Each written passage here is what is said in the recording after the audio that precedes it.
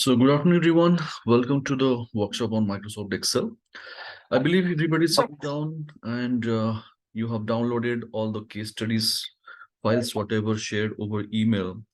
And I request you not to open that zip attachment as it is. Please extract all the files by simply right click upon the same and go for extract here or extract to a folder or file. All right. So let me first share my screen.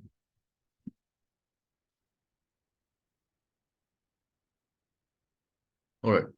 So these are the files you will be finding in that zip folder you would be having over there. So kindly confirm if you have done it in the chat box. Y for yes.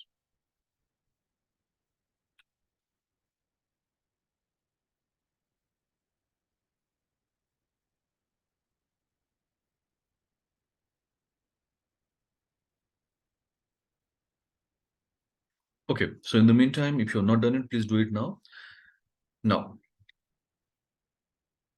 as we know the agenda, why you are here, I no need to repeat that. But before starting the session, instead of being alien to each other in this meeting room, let's have a quick introduction so that we can get to know each other very well. You can ask your questions in the comfort zone. We can make our program more interactive. And at the end of the day, when you step out, you can take more out of me and you can make it a lot of things better at your workplace.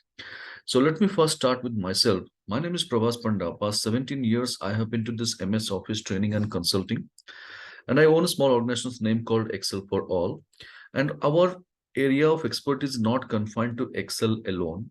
We have got expertise in 10 MS Office application suite. Along with that, the ETL tools like Power BI, Tableau, and along with the finance horizon, we have expanded our skills to finance modeling with Excel and finance for non-finance. So this is our core expertise area, which we deliver to our clientele. And 90% our clientele are from the OEM industries and different industries like service industries as well. But yes, in the weekends, we conduct this kind of public or open workshops. Earlier, we used to conduct in a business class hotel, and since pandemic, we have stopped doing that. And this is what the virtual training is going on. And in any training program, as we know, it is not just like one end you have to take from me alone.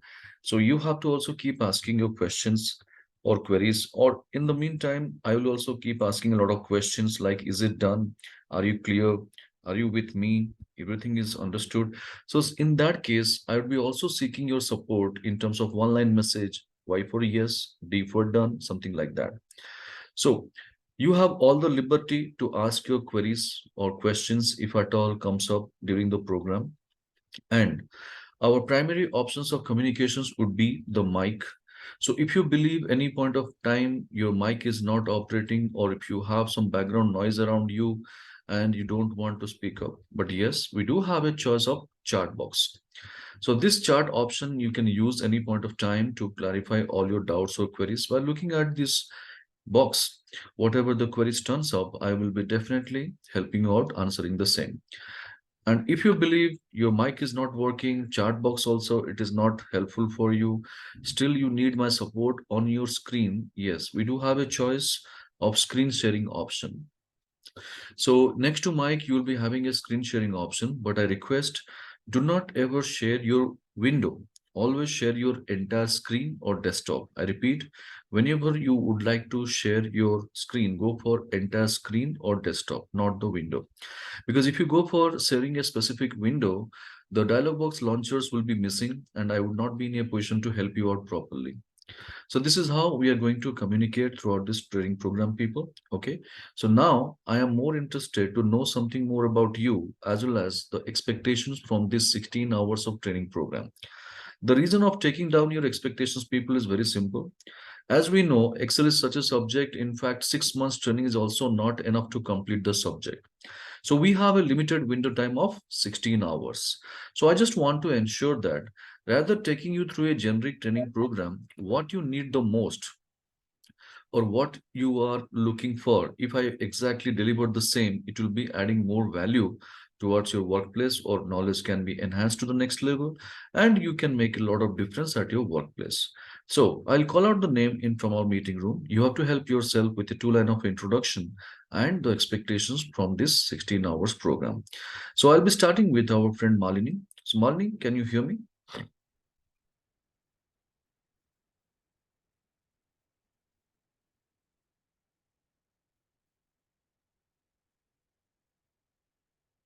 Hello? Malini, able to hear me? You can check your mic, it's on mute.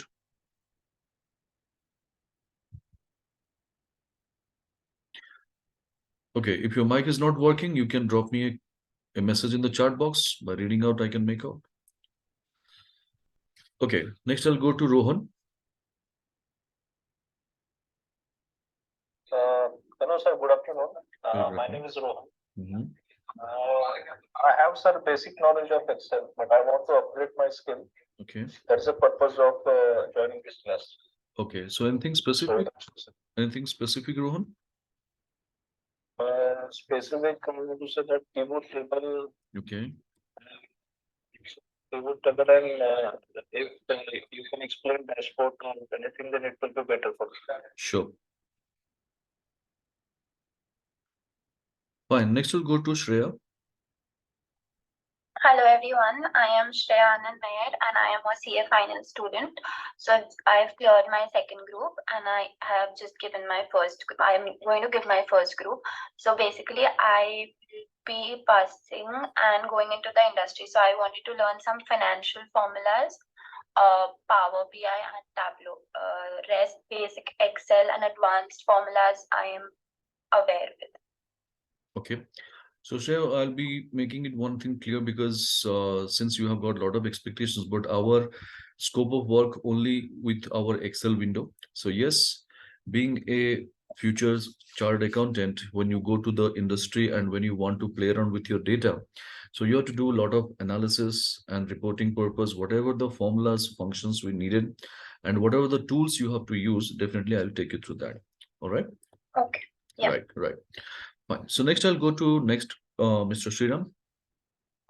And Sriram. Yeah. I would like, my expectation with respect to this course is to learn some of the advanced functions and the like. Okay. So Sriram, I'll tell you one thing. This session is completely of our front-end features of Excel. We don't combine macro with Excel. If you want to learn macro, we have a separate module altogether called Excel VB and macro. And the reason why we are not combining our macro with advanced Excel is these are two different arena. And whatever Excel things we are going to discuss, it is there in the front-end features of Microsoft Excel. And what about the macro things? It is the back-end operation of Excel. So when you go for the macro, we take it as a prerequisite. People should have good knowledge in Excel. Then only they should join for our Excel VBA program. Because when we go for Excel VBA, this window, we are not going to touch anything in the Excel side. We are completely dealing with the coding. Like say, the moment if you look at my screen, we have got different codings over here. Suppose say I would like this kind of coding, how to write it.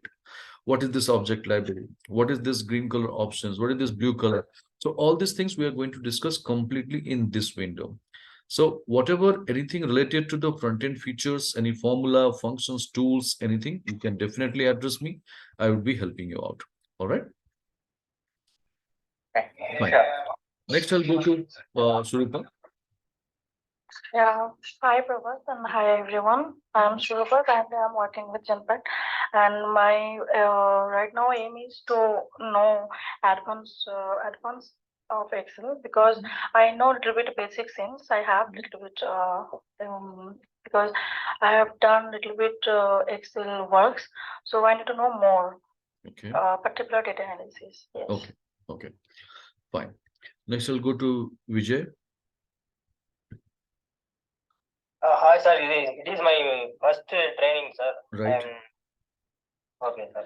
Right. Is this Sanmugam logged in Vijay's Sanmugam, right? Yes, sir. Yes, sir. Okay. Yes, Sanmugam, sir. Yes. Deepak has not joined. Sir, Deepak is unable to log in problem, sir. Okay, fine. Okay. Next, I'll go to Vanisha. Hi all, good afternoon, Prabhas. Nice to meet you again. I've Thank sat you so for the much. PowerPoint. Yeah. Yeah.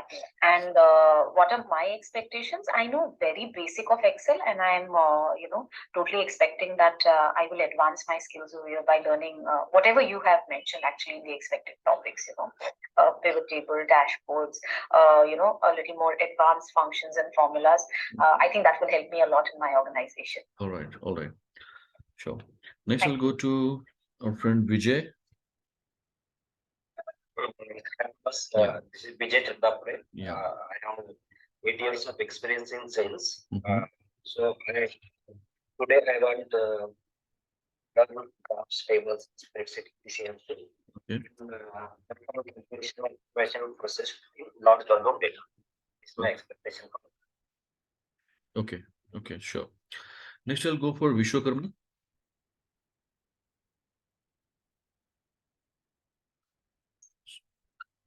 Hi, Prabhas. Hi.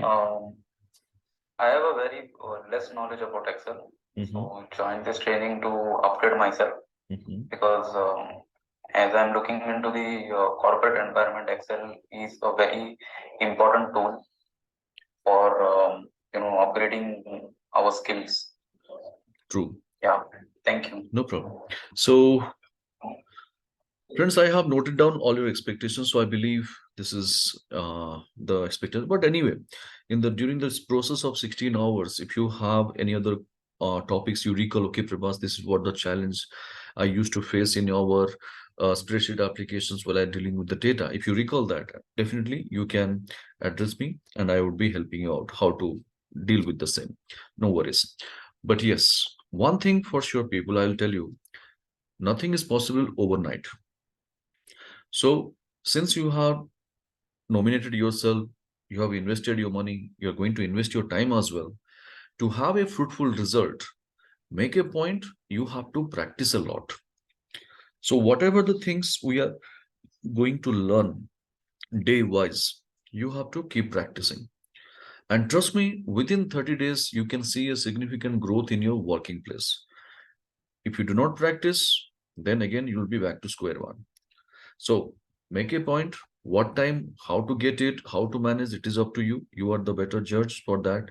So how to allocate the time for Excel learning, that is very, very essential, to make a difference at your workplace, to stand out of the crowd or to impress your audience, and you can bag your appreciation at your workplace. For that reason, all these things are necessary. Now, point is, what exactly I'm going to teach you has to be clear. So you have shared your expected topics. Now, being a turner, what I'm going to tell you, what I'm going to share with you, that I'm going to make it clear. So basically, in today's world, my friends, time is money. Do you agree with me, all of you? Yes.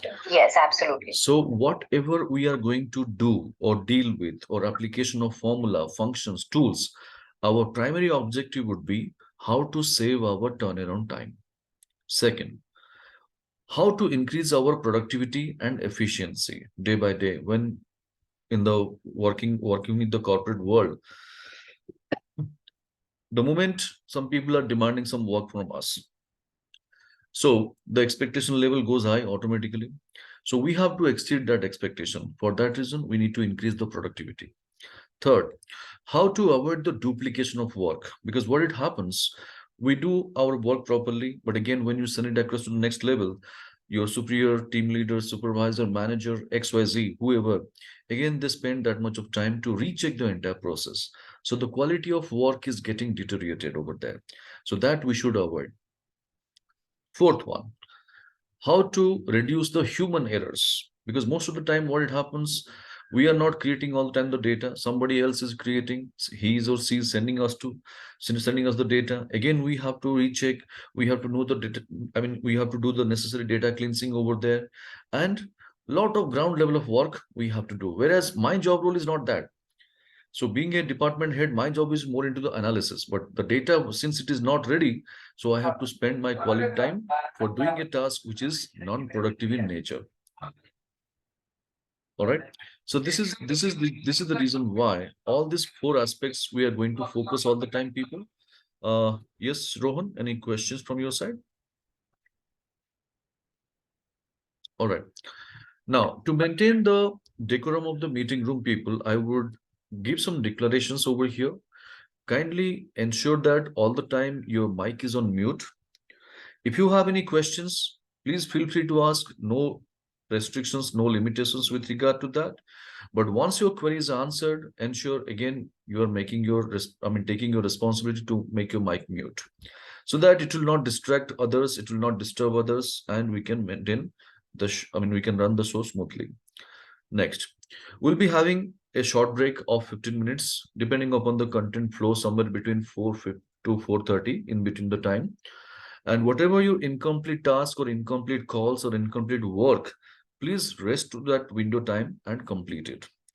And we have created a WhatsApp group just for the information, and that is temporary for an easy access and to address any concerns or queries from the participant side. So whatever your concerns about the training or any files related or MS Office related anything, you can keep asking the questions over there, and me or either of one of my team member will be responding to the queries. Don't worry about it, but make use of that. And any point of time, if you believe, okay, the further sessions, it is not possible to attend, please let us know in well in advance.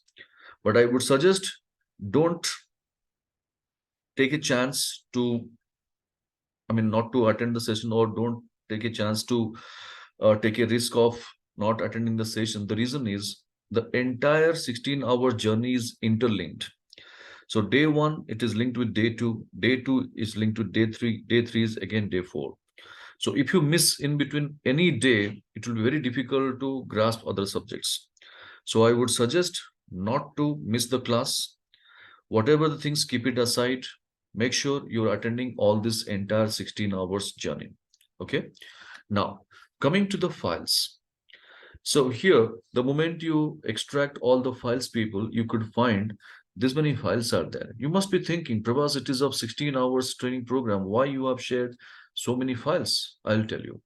I have my own reasons also. I am not only going to teach you with the Excel features or formula functions, people. I am going to give you some helping hand in terms of solutions for the problems what you face in your routine activities when you deal with your spreadsheet application. Like, what is the problem, Prabhas? You name it. It's a problem which is common for everyone regarding file space management. What happens when you open a new Excel file and you start incorporating your data? One fine morning, you find the Excel file size becomes huge. And when you take that file to the meeting room and you are trying to open the file, it takes a lot of time to open. And you are keeping your audience waiting over there. Sometimes people pass some kind of adverse remarks, they get annoyed with that, and they say, Prabhas, why don't you do something with the file? It takes a lot of time, it kills our time. So in that case, though we know this is the challenge, but we have no other options because we do not want to take any kind of risk on that file. Because if you do some R&D, there might be a chance of data loss. So in this place, my friends, how to help yourself? I'll tell you. There is a Word document I have shared with you, naming called 8 ways to reduce your Excel file size. So for the time being, look at my screen, what is there in the file, how to read that, and how to help yourself, I'll tell you. There are 8 different steps we have prescribed in a very precise way, along with the screenshots and stepwise instructions, easy to understand, don't need to be worried about it. And I'll take you through one small step about the options. See, I had a file of 14.6 MB file size. And when I opted this method, I could reduce my Excel file size by 28%, which is the biggest achievement. Without impairing a single data, without deleting any kind of content, we could reduce our Excel file size. So like this, there are 8 different ways we do have, and you can make your things better. So keep this document with you all the time, though you may not remember the whole step, but now you have a option, you have a choice to reduce your Excel file size. So you can go through that document, you can follow the steps, and you can help yourself. So this is just to give a helping hand. I have shared this document. You can share it with your colleagues or friends also. They will be benefited out of this. Now the next one you can notice over here is keyboard shortcut. There is a file naming called keyboard shortcuts. So, as I told you, in today's world, time is money. And to save your turnaround time, people, you have to be thorough with all the keyboard shortcuts over there. Not only of Microsoft Excel, we have got the keyboard shortcuts said over here: MS Word, MS PowerPoint, MS Outlook, the office applications which you use the most in your routine activities. How to save our turnaround time? For that purpose, we have listed all these keyboard shortcuts. Only thing is, you have to spend your time and keep practicing upon the same. Very precisely, it is designed like what is the keyboard shortcut, what is the job you are going to deliver out of this. So, like this, some keyboard shortcuts, it will be common across all the applications. So, once you practice, you will come to know and you can make your things better. And trust me, you will never find such a crispy list anywhere in the internet world, because this is self-designed by us. And whatever we need the most, those shortcuts only we have enlisted to make your life easy. So only thing is you have to invest your time or devote your time for practicing upon the same. Okay. Now, coming to one more file, naming called a notepad file, learn Excel free. So when I go for opening that file, you could see there are 10 website names I have shared over here. Now you must be thinking, Prabhas, is it something you are promoting these brands in your platform? No. Or are you the brand ambassador of this any of the websites? No. These are the sites why I am prescribing people. As I told you, Excel is such a subject. In fact, 6 months training is also not enough. So suppose say you have attended this 16 hours training program, and if you have the curiosity or interest to learn something more, so instead of going to someone's YouTube channel, going here and there and wasting your time, I would suggest go to all these websites.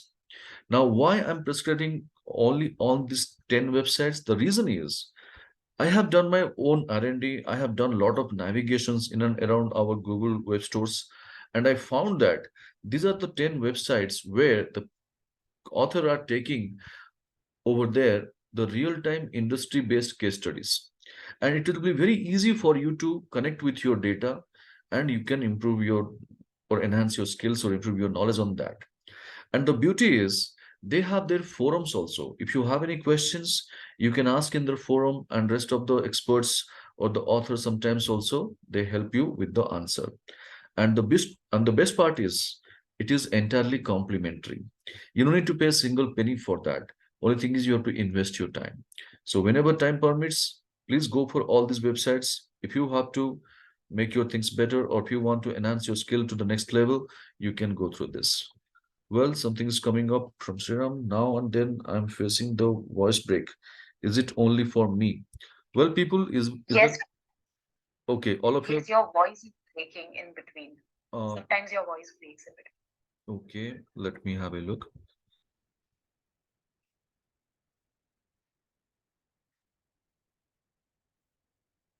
Just give me a second. Let me check.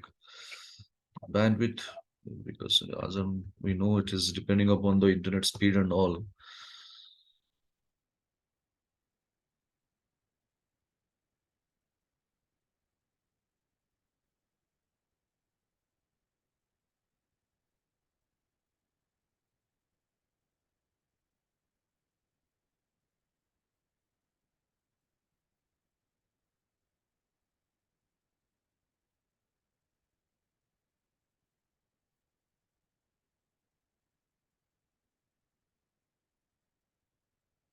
A good amount of speed is there, no problem.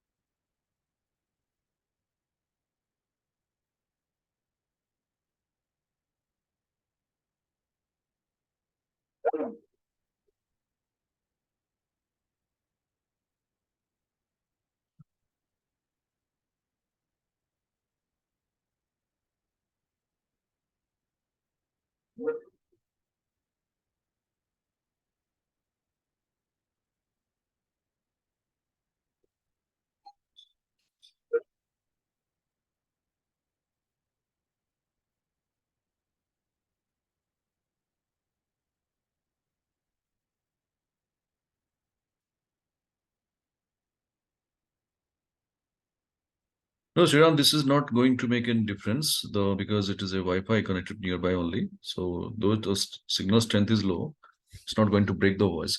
So now is it clear? Is it audible properly? Audible now. Okay, okay.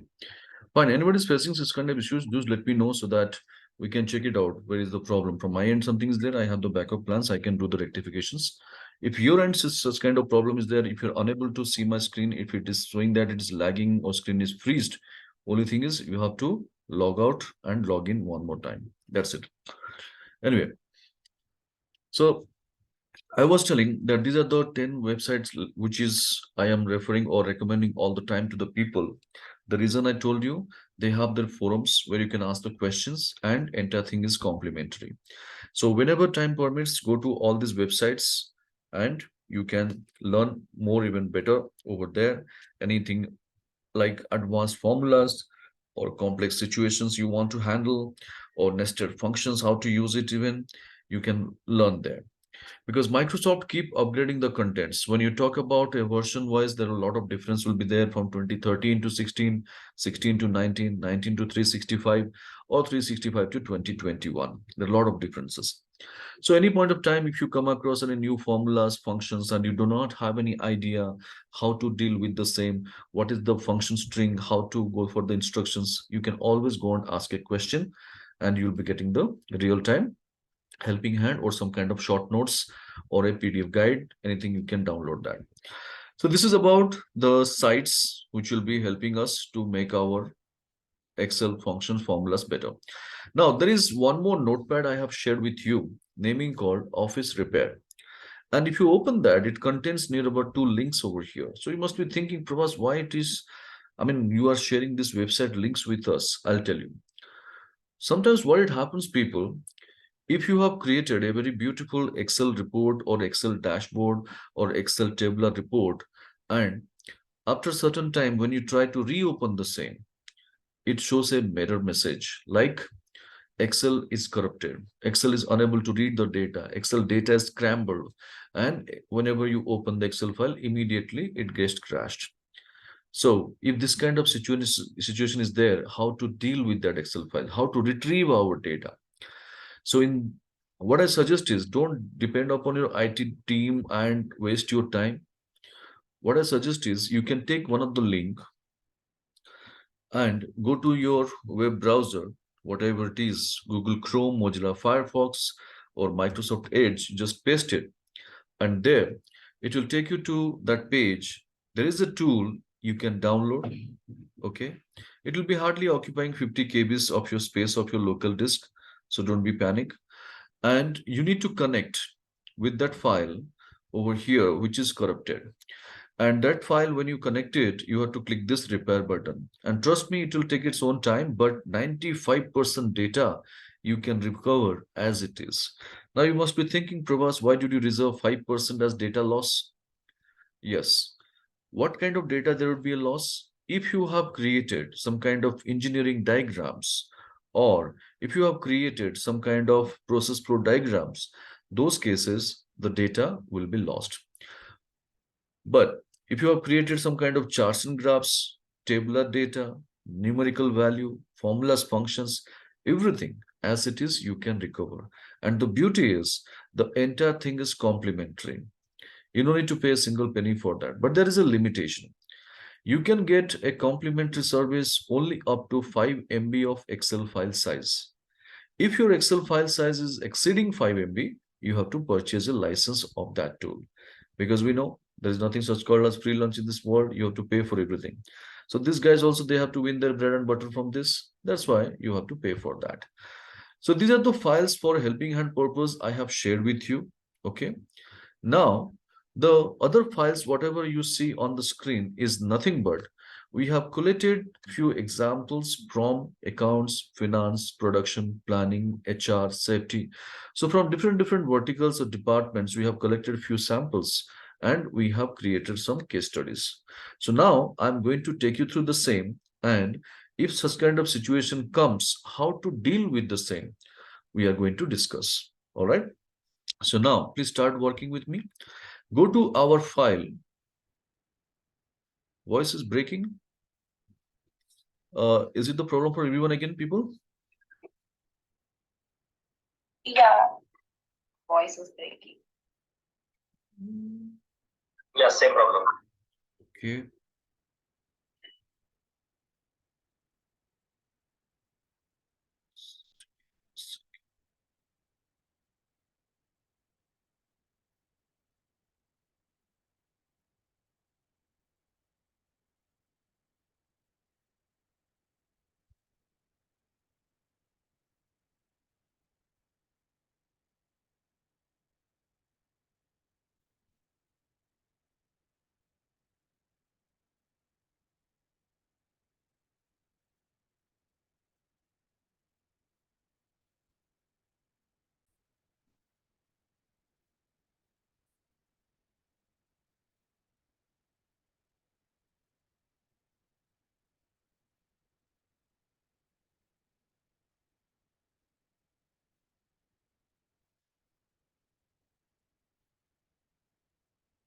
Well, so now is it clear, people? Is it breaking?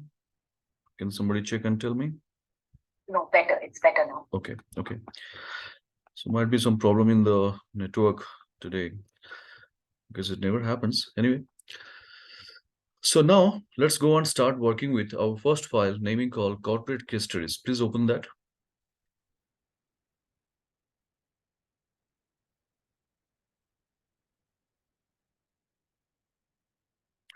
So we'll be landing up the cover page, and if you click the next button, it will take you to the sheet called Business Maths.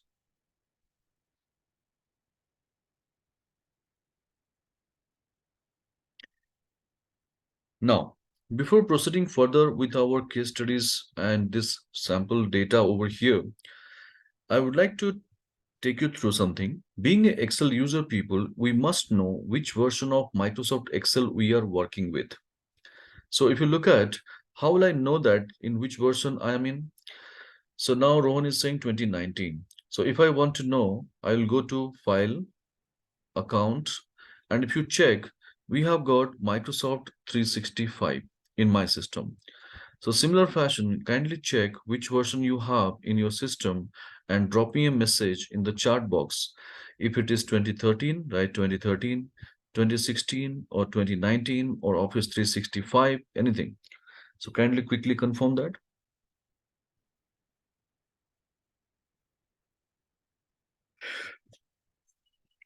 Okay, so 2019, 3 people, 2016, Surupa is there having, okay. 365, Shreya is having, good. Vishwakarma 2021, good. Shanmugam, can you check please and let me know? Going to File menu, Account, and check your version.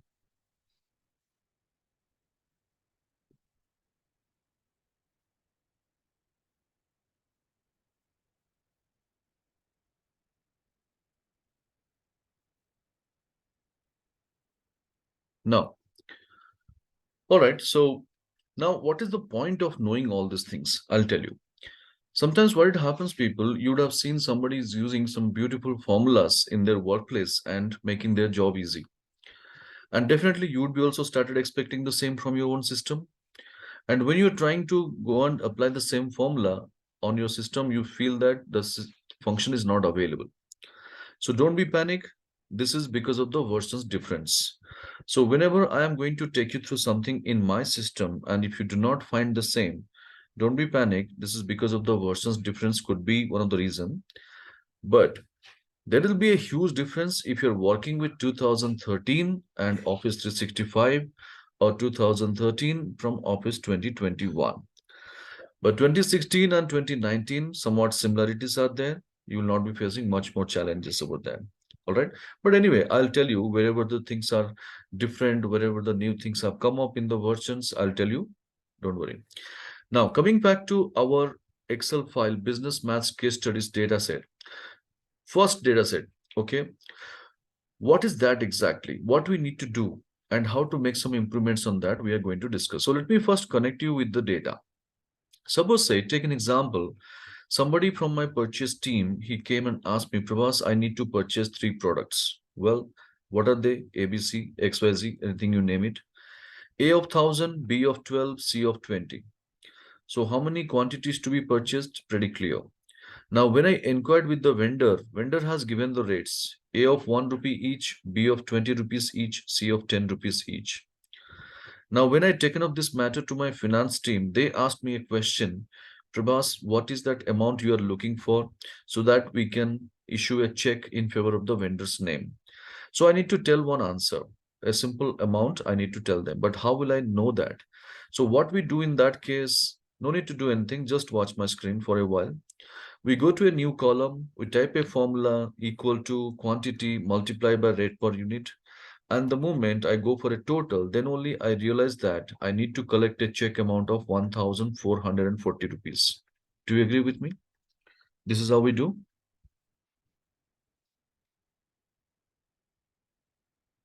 Right? Yes, Prabhas. Right.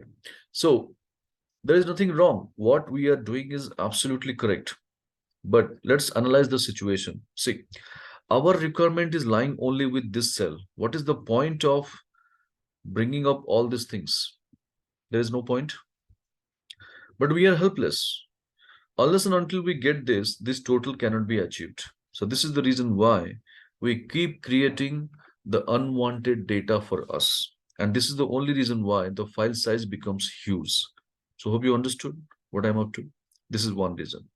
Reason number two, if you look at our file size, why it is becoming huge, because when you go and create a new column and apply your formulas over there, automatically file size becomes huge. So having said with all these things, whatever we discussed, this is what our experts suggest us to do the job like this. But Microsoft Excel never recommends for that. Now, how to deal with this then situation? Just see. In our Excel sheet, if you look at, there is a total cost, one gray colored cell is there. Okay. Again, I'm saying 1 minute, just watch my screen. Okay. No need to do anything. So taking a separate helping column and wasting our time and increasing file size heavy is not an ideal option we discussed. So how to make an improvement on that? Just see. There is a formula in our Excel since 1985 till 2021 version of Microsoft Excel is there, naming called sum product. So when I go for sum product, people call it as an array formula, very powerful formula. And you can do a lot of things with sum product. But the question is how to write our formula efficiently. Just say, whenever you go and type any formula, say, I would like to go for sum product, SUMP, that alone is enough. Can you see the entire sum product formula is appended with blue color over here? So I don't need to spend time for writing the entire string of the formula. I can simply go for the tab key. So in the left side keyboard, you can see TAB1 tab key is there. So when I go for the tab key, you would be finding, it will be asking me the instruction array 1. So in our data, array 1 is quantity column. Yes, comma. Array 2 is my rate per unit. That's it. So 2 columns we had the data and 2 columns we have referred over here. The moment you go and hit enter, immediately same value you are going to achieve over here. So can you imagine a simple formula, even though you have a 10,000 entries of data, a simple formula is working for us. So this is the beauty of sum product. So please give it a try and check sum product is working.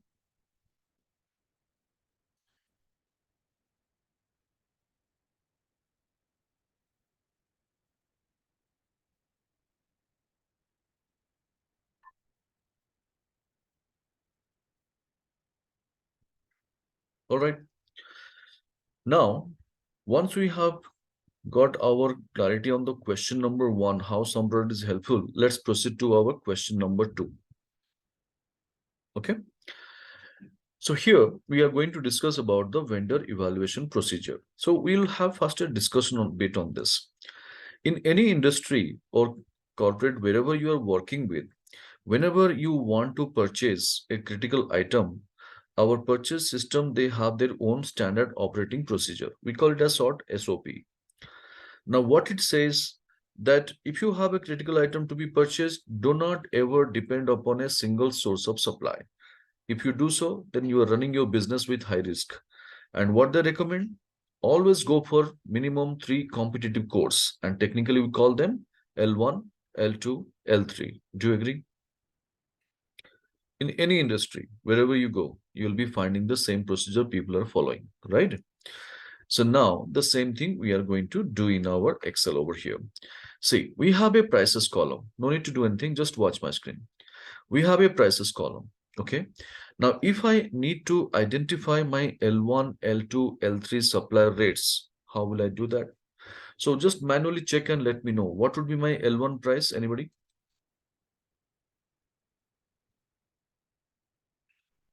In this prices column, what would be my L1 price? 87. 87. L2? 99.2. 99.2. L3? Not 103.2. 103.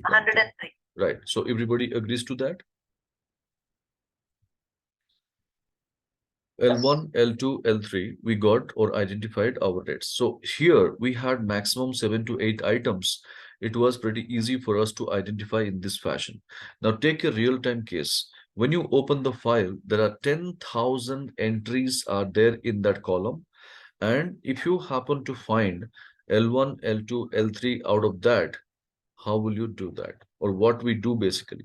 Anybody? ascend and descend. Right? We go for arranging the data in smallest to largest order by applying sorting. And whatever the 3 line items turns up in the beginning, we highlight them and we drop a mail to our superior stating that, sir, we done the ground level of workings. So please approve this and so that we can start procuring the materials. So our bosses also, without having a second thought, that immediately they give us a green signal. And this is how the procedure we have and we have been following. Do you agree with me? Yes. But can you feel the problem? What is that? For each and every product, for each and every time you want to purchase something, you have to go for this entire process. Sort your data, find the 3 values in the top, and then drop a mail. All these things you have to do every time. Do you agree with me? So this is what the task is recurring in nature. So instead of doing the things repeatedly, time and again, how to make it dynamic? So whenever I do a selection of any of the product, automatically I should find out what are my L1, L2, L3 supplier rates. So to find out that, we have got a column naming called bottom 3. Okay. So first 1 minute, watch my screen, what I'm doing. Then you can start working. Ideally, what is the procedure we have or we have been following for creating or designing a formula? We go to a cell, we create a formula, then we copy paste words down, drag it down, or double click on fill handle. This is what the procedures we have, right? But today we are going to make some change on it. What is that? So instead of having a selection with one cell, we'll select all the 3 cells. Where we need to get our answer, those 3 cells I have selected in the bottom 3 column. Okay. And then leave your mouse, leave your touchpad and go for equal to. You can notice it starts typing in the first blank cell of our range. And I'll be going for a formula naming called small. Naming called small. And small is a formula again designed by Microsoft. And we call it as again our array function. What it demands me? Array. So where is the data? Array means where is the data? So data is either in the left side of the formula or right side of the formula. Of course, it's in the left side. So I should move to the left by using left arrow key and select the rest. Shift Control down arrow key to select the entire range. Now this range, E12 to E17, whatever I have selected, this should not go down along with the formula movement. So tomorrow when I copy this formula towards down, this range should not move down. For that, what we do? Dollar. Yeah, so we should apply the dollar symbol. But how to apply the dollar symbol? On our keyboard, we have got a beautiful keyboard shortcut over here. Just a minute. Okay. In our keyboard, if you look at, we have got a very beautiful shortcut, F4 key. So when I go and press F4, automatically it will be applying $2 symbols over there in the cell. Just see. If I go for over here, is it applying $2 symbols? Yes. One is before E. E means before column. So when dollar symbols is appearing before column, column become lock. So E will never go to F. One more dollar symbol before 12. So what is 12? 12 is the row. So when your row is having a dollar symbol, then row is locked. So in a cell, when your column is locked and row is locked, ultimately the cell is locked.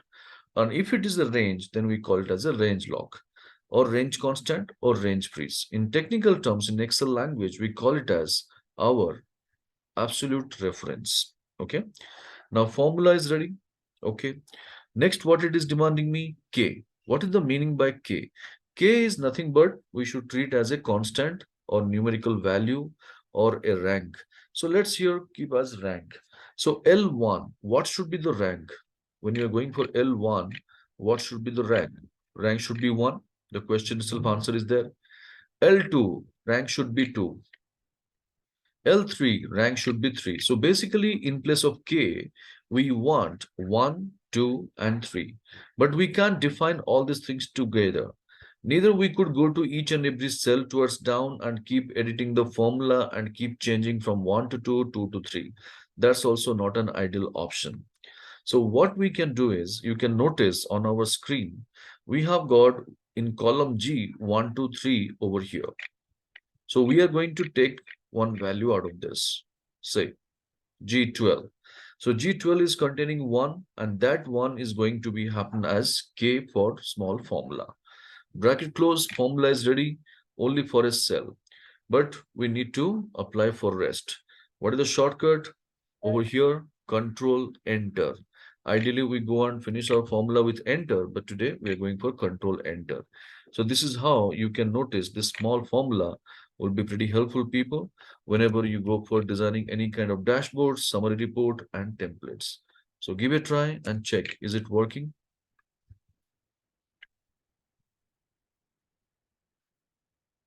Any doubt, any queries, feel free to ask. No need to hesitate. Though it is silly or sensible. Sorry?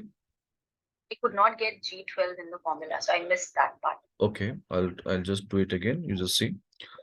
I have selected all the 3 cells. I have gone to equal to small, taking the reference from the left, locking the same, then comma, I will move right, use the right arrow key. So automatically you'll be getting G12. If you are not getting, the reason why you're not getting is you are keep on editing, like designing a formula again coming back. So this is what you should avoid. You should write the formula at once. Now, there is no problem also, even though you edit, but if you do not select, you're unable to select G12, keep the cursor one cell up or one cell down, and then go for one cell down if you're in up or one cell up if you're in the down. So the reference will automatically come into G12. Bracket close and Control Enter.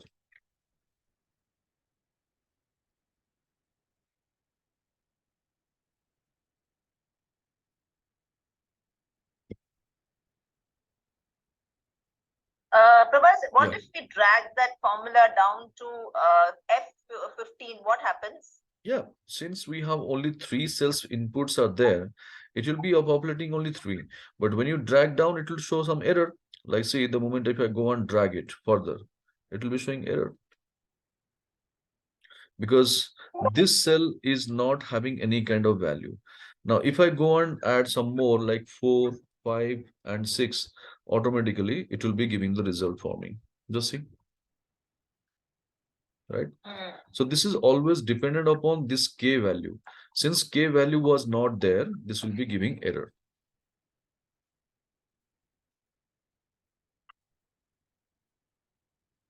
Can you please place the browser on F13? Just a curiosity, F13. F13, okay. Okay. Can't we use rank formula here? Rank. Like suppose if I want to derive the rank, like 1, 2, 3, if I want to derive instead of the values, if I use the rank function, I'll be able to find out, no? Like which is 1, 2, 3. See, for rank purpose, you should have some input. Now, if I am having a value 87, 87 is playing which rank? from this range, that I can check. So rank will be giving the numbers 1, 2, 3, 4, like that, numerical numbers only you will be getting over there. But our objective is we have to always take 1, 2, 3 in this order, and when I go for it, I should get my L1, L2, L3.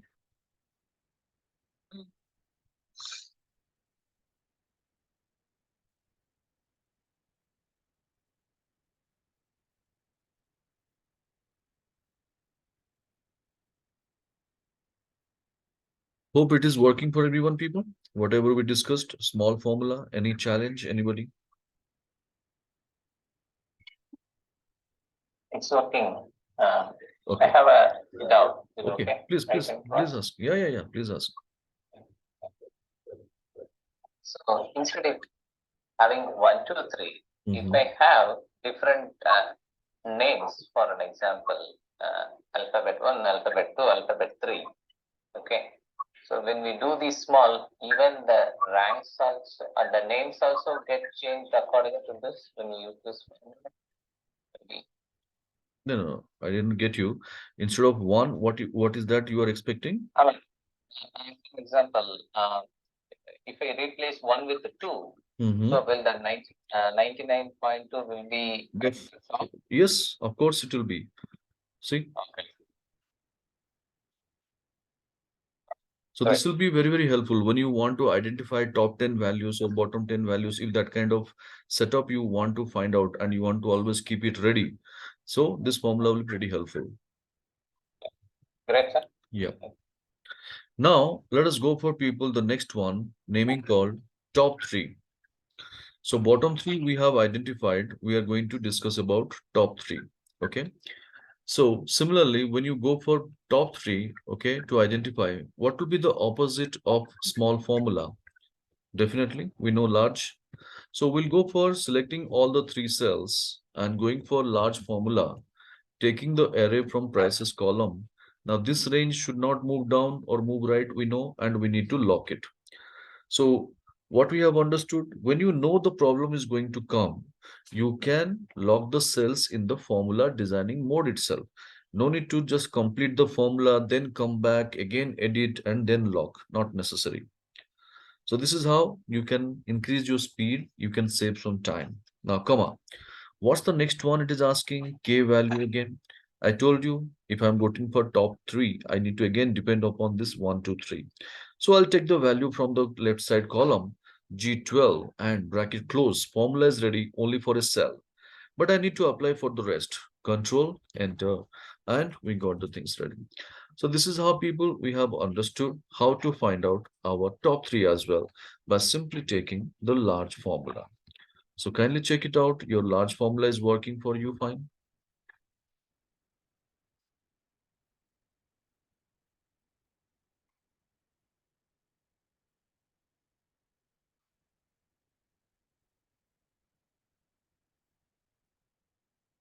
Bathroom with dirty.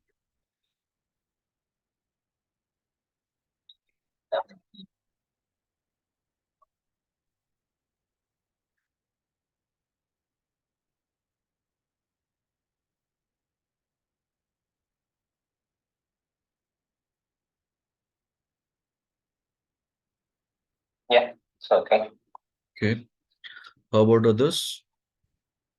People, if you have done, please quickly confirm in the chat box Y for yes or D for done. If you have any questions, feel free to ask.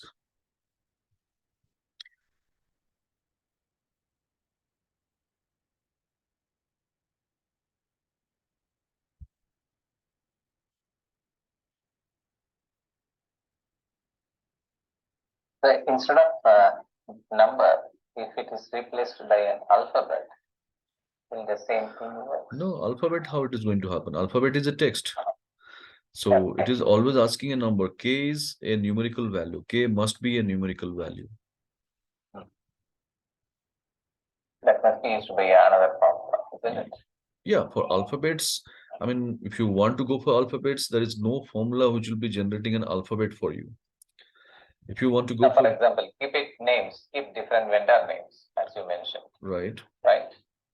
So A vendor is 87, B vendor is 99.2, and as you mentioned the numbers. okay, Okay. So if I want to rank the choose the vendors who is from last three and top three. Okay. Instead of 1, 2, 3, right, I should have the vendor name as well as the price. Yeah, for that reason, we have to go for a different formula. You can take this as it is formula and taking the K value as A, B, C. You can take this. That's what I'm saying. Because the formula itself, it is asking for K. If you go for the formula inputs, it demands me after array, it demands me K. So K is a constant. So constant can be a number only in Excel language. Okay, yeah. Right. Fine then. So this is how people we have done and we have got our answer. Now, please stay focused on my screen for a minute. Now, suppose say this is what I have prepared and presented in the format of a template or a summary report or a tabular report, and I have shared this same with my boss. My boss is watching the data and he feels that for a while, why Prabhas has created all this thing? This is seeming unwanted. So he has deleted that. Now, what happens? Can you see on my screen? Entire formula is in trouble because my formulas are dependent upon those three numbers. Do you agree?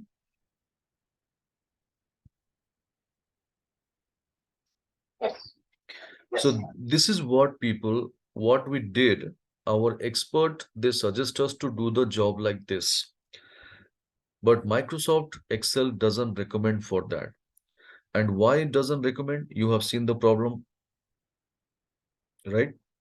Now, the question is how to make our formula over here without taking a helper column. It should generate the values for me. So we are going to use same 1, 2, 3, but we are going to make our formula efficient enough in such a way that it will generate those 1, 2, 3 serial numbers in the formula itself. But how? See, now if you look at in which row we are in, what is the row number I have highlighted? 12.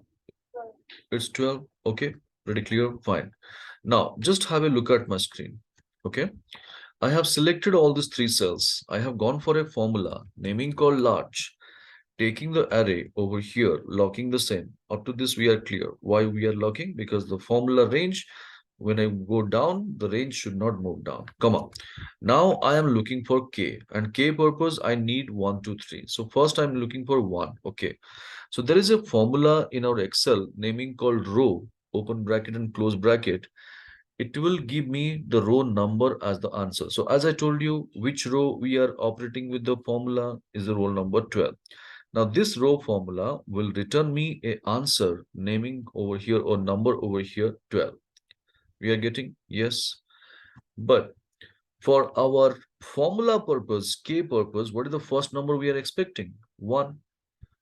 So row formula is giving me the answer as 12, but I am expecting the answer is supposed to be 1. In that case, over here, basic mathematics, what we can do? Row minus 11, basic mathematics, I can go for that, right? And automatically 12 minus 11 will become 1, and that will become my K value for my large formula. And once this is done over here, and the moment I have completed the formula only for a cell, but as we discussed, we need to apply for the entire range. Shortcut, Control, Enter, and see the beauty. Without taking any kind of helper column, we could create all those answers over here. So this is called our nested formula. So large with row combination. See how powerful it is. So kindly give it a try and check, is it working?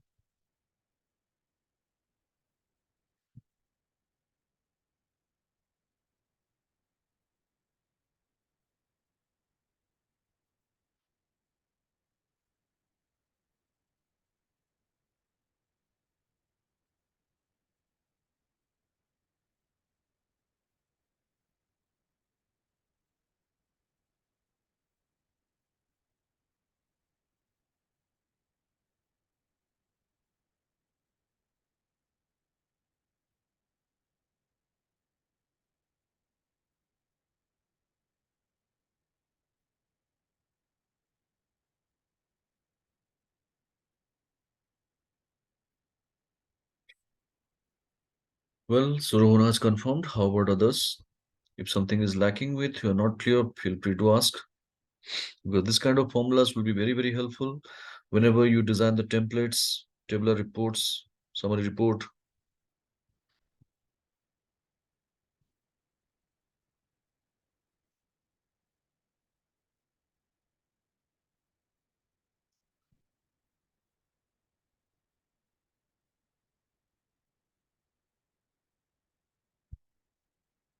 Now, once we have done with this, let us go and rectify our small formula as well.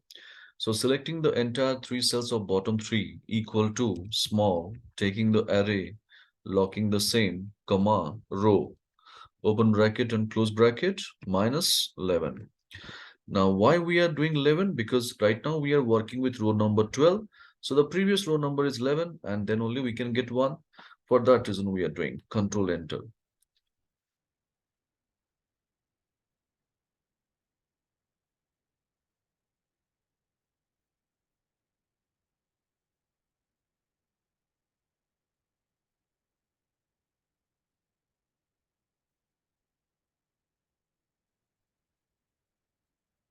So sum product, small, large, with combination of row, uses of dollar symbol in the formula. We are clear?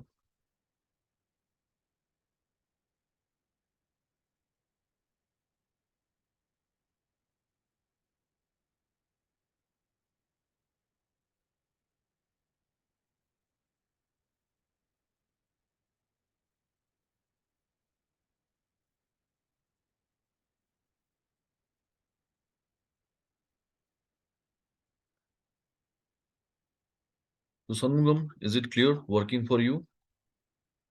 Deepak, are you following? Yes, sir.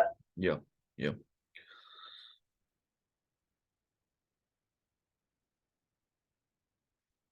All right. So thank you so much for your responses, people. So let's go proceed to our next example. See, please stay focused for a minute. Suppose say I have a prices column like this, where you could notice some decimals and some whole numbers are also together in one column. My boss is not quite happy watching the same, and what he's telling, Prabhas, these decimals are really annoying. Do me a favor, just do one thing. In the next column, please round off the data to the nearest 1 unit.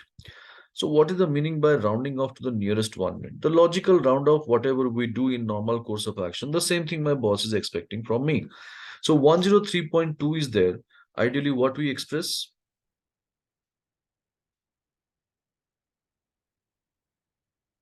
We go 103. 103. Similarly, if it is a 111.5, what we express? 112. Do you agree? Yes. Right. So this is the same thing. My boss is also expecting me to do the job. Now the question is, how we decide that one place we should take 1 unit down, one place we should take 1 unit up. This is what we are not deciding. This is being decided by the post decimal character.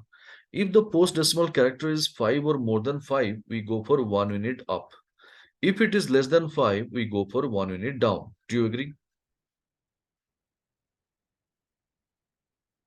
Yes. Same thing. If you happen to do the job in Excel, how will you do that? Basically, in this case, people, we use the round formula. Nothing wrong. You can use round also. But what I suggest is, since Microsoft has made some improvements in the formulas for rounding of our data, let's go and explore what is that formula about. Just 1 minute, watch my screen. There is a formula naming called M round. M stands for multiple. M round. What it demands me? Number. So number, I'll take it from the left. That is price column. Yes. Comma. What's the next one? Multiple. So multiple has a different meaning. We are not going to multiply with any value. So what is the meaning by multiple? Just have a look. 103.2 was there. Okay.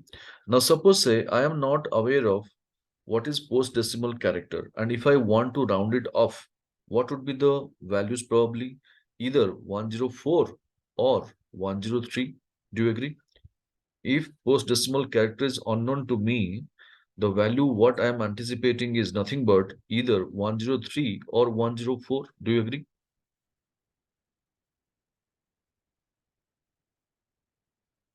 Right, people? So for 103.2 purpose, 104 is the upper unit, 103 is the lower unit. Now, what is the difference between your upper unit and the lower unit? 104 minus 103. What's the difference? Is of 1 unit. So that's called nothing but your multiple. So whatever the value is going to be rounded off is going to be either 1 unit up or 1 unit down, right? Now bracket close, formula is ready only for a cell, but I need to apply for the entire selected range. Shortcut, control, enter, and we got the things ready. So this is how whenever you design a template, you can keep these formulas ready over there. And whenever the user types the data, if at all any decimals is there, Excel will be taking care about the result, turning the same into a whole number. So kindly check it out.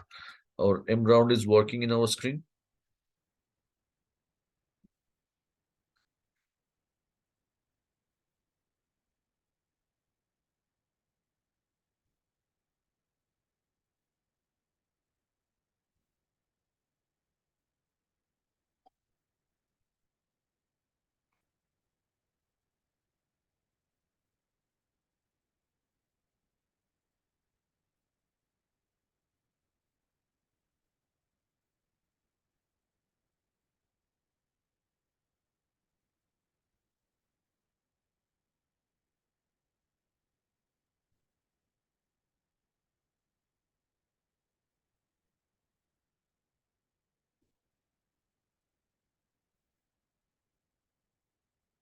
So M round, is it clear, people? I got 3 confirmation. How about others, people? Could you please quickly do that? If at all any questions, feel free to ask. Make all the logics clear. Prabhas, could you just explain? See, we have been customarily using round or round up, Right. round, and round up. Right. So how is this M round different from that? Because honestly, I've never heard about M round. Right. It's only now I'm hearing about it. Right. So to be precise, there is no difference. At this state, there is no difference between round and M round at this state. So that's what I told also. If you are quite comfortable using round formula, you can use it. But why I'm suggesting to go for M round, the reason is Microsoft has made some developments on that. If you go for round, again, that is situation specific. So sometimes you have to use round, somewhere you have to use round up, somewhere you have to use round down. So you have to remember the situations where to use which formula. But here, M round is one formula which will be catering all your needs. So in different situations also, same formula you can apply it. We are going to use it. It will be more clear when we discuss the next example. Don't worry. So for the time being, have a understanding how to write our M round formula. Okay. Right. So considering that everybody is clear with our M round inputs, how we have to write it, let's go for the next example. Suppose the same prices column we have, now my boss is expecting me to round up the data to the nearest 5 unit. So what is the meaning by nearest 5 unit? Let's have a discussion first. If it is of 103.2, what would be the answer in this column? The first value.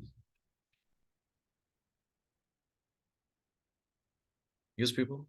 If I go for 103.2 and I need to round it up to the nearest 5 unit, what should be the answer in this cell? Should be 105. Okay. If it is of 87, what should be the answer?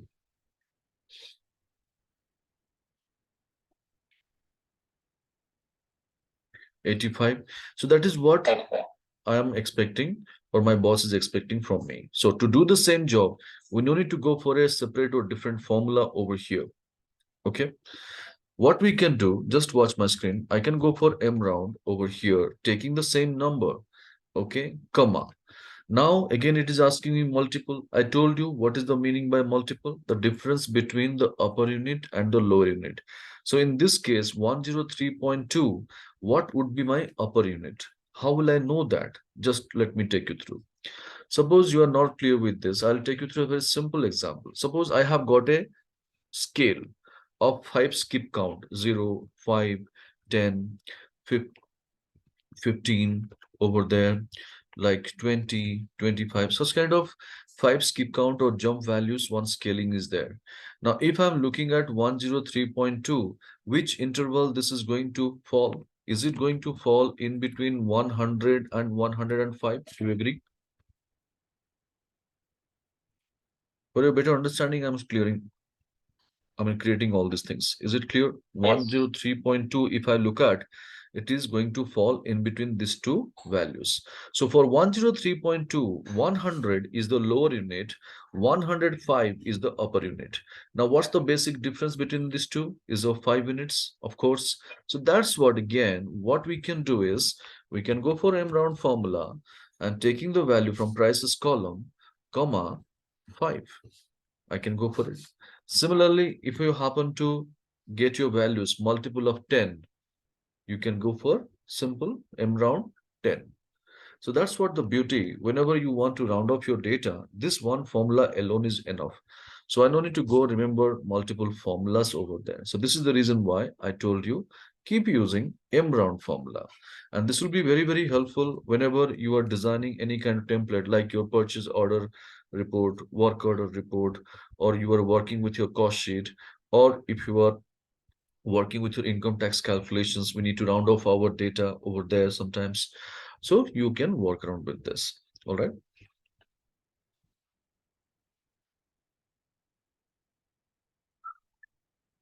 Yeah.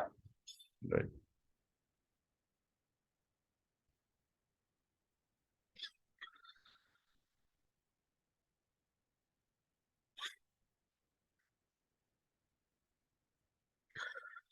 So M round, how it is helpful, we have understood. Is there any question running in your mind about the decimals treatments?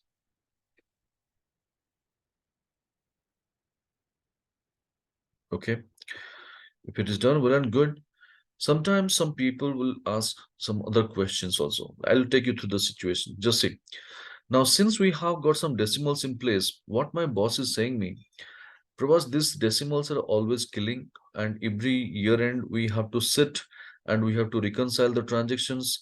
And if at all any kind of differences are arising, we have to pass one entry for that by writing off the data or writing off our debt, or if it is a customer's collections, anything, we have to pass one entry for it. So why extra job to be done at the year end? Let's do one thing.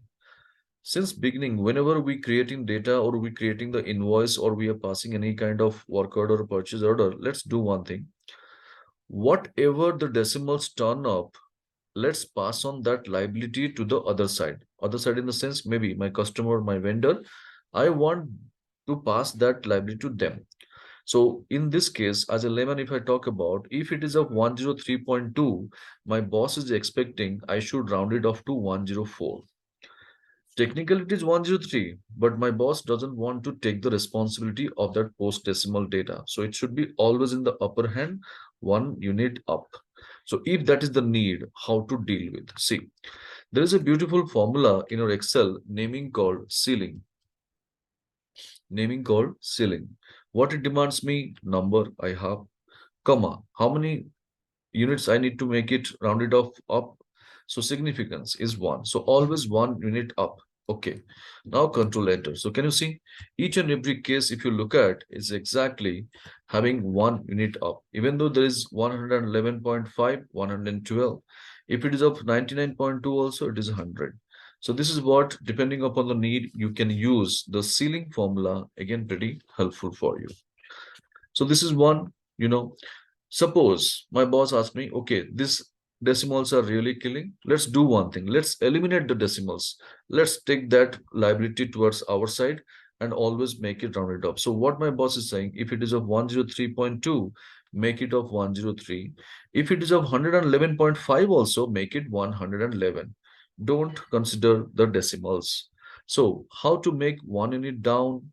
See, if you go for up ceiling, what will be the opposite of ceiling? Is called floor. So there is a floor formula also available. Very easy. Taking the data, if I go for it, significance, how many units down? 1. So once I go for this and hit enter, control enter for all the places, I'll be getting my result. So it again depends upon the need. What is the formula you are seeking or looking for? Depending upon need, you can go for it. So how to use ceiling, how to use floor, how to use M round, we are clear. Any questions? If you have, you can ask me.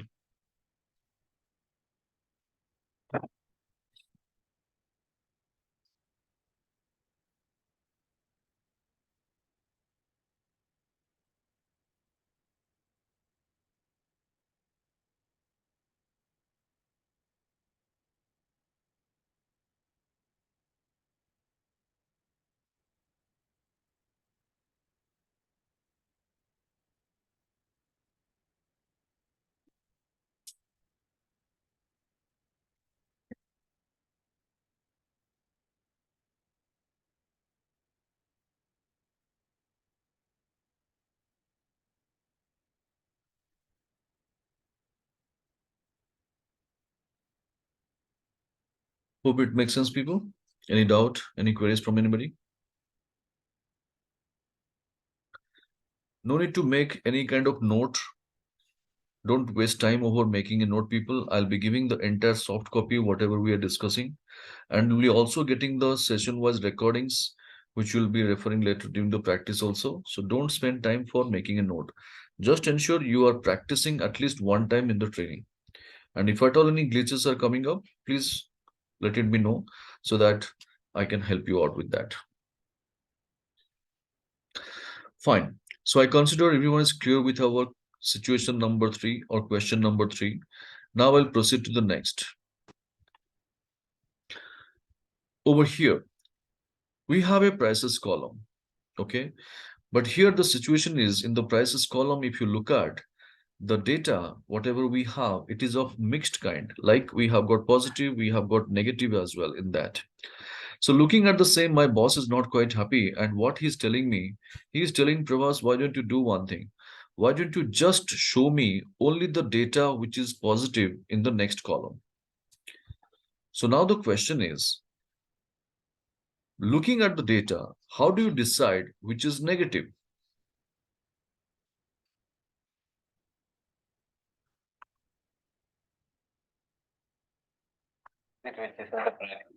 Simple. Right. If it is in brackets or if it is having a prefix called dash or hyphen symbol, this is negative. If none of them is there, it's a positive one. It's a simple understanding. By looking at the data, we can make it. Suppose, say, if I ask you, please find logically whether the data is positive or negative, what you do, you have to keep checking one by one. So how will you check?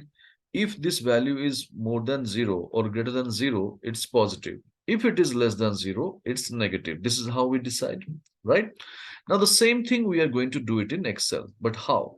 So what we'll do first, we'll select our entire solution array and I'll go for equal to. There is a logical formula of Excel naming called if. So what it demands me, logical test. So logical test purpose, we need to depend upon a cell where you need to apply a test. What kind of test? Is it greater than 0? So now this entire stuff becomes the logical test for me. Okay. Now what it demands me, value if true. Now whatever the test we are doing, what would be the test result all the time? Either a success or a failure. So if there is a success, means value if true. So this value is definitely more than 0. Then in the next column, which value we are expecting? The same, comma. Then what it demands me? Value if false. So if the test result, there is a failure, what does it mean? This value is not greater than 0. So if it is not greater than 0, then what it would be? Definitely less than 0. So if it is less than 0, we don't want that value to be populated in the next column. But there should be some treatment in the next column. What is that? 0, hyphen, nil, not available, not applicable, something. And to define that, what we need to, we have to write within 2 double inverted quotes. But here, since we are working with template, ideally, how to present it precisely? What you can do is, we should go for 2 immediate double inverted quotes. Here, people commits a mistake. They define 2 double inverted quotes, but they define a space in between that. And that is really killing. That is really annoying. So whenever you happen to create a template, you want to leave the template as blank, better go for a 2 drop down, 2 double inverted quotes within the formula, and the cell will return blank all the time. Now bracket close, formula is ready only for a cell, but I need to apply for rest. Control, enter, and we got the things ready. So this is how people, a simple logical formula, how to apply it, we got a understanding. So give it a try and check, is it working?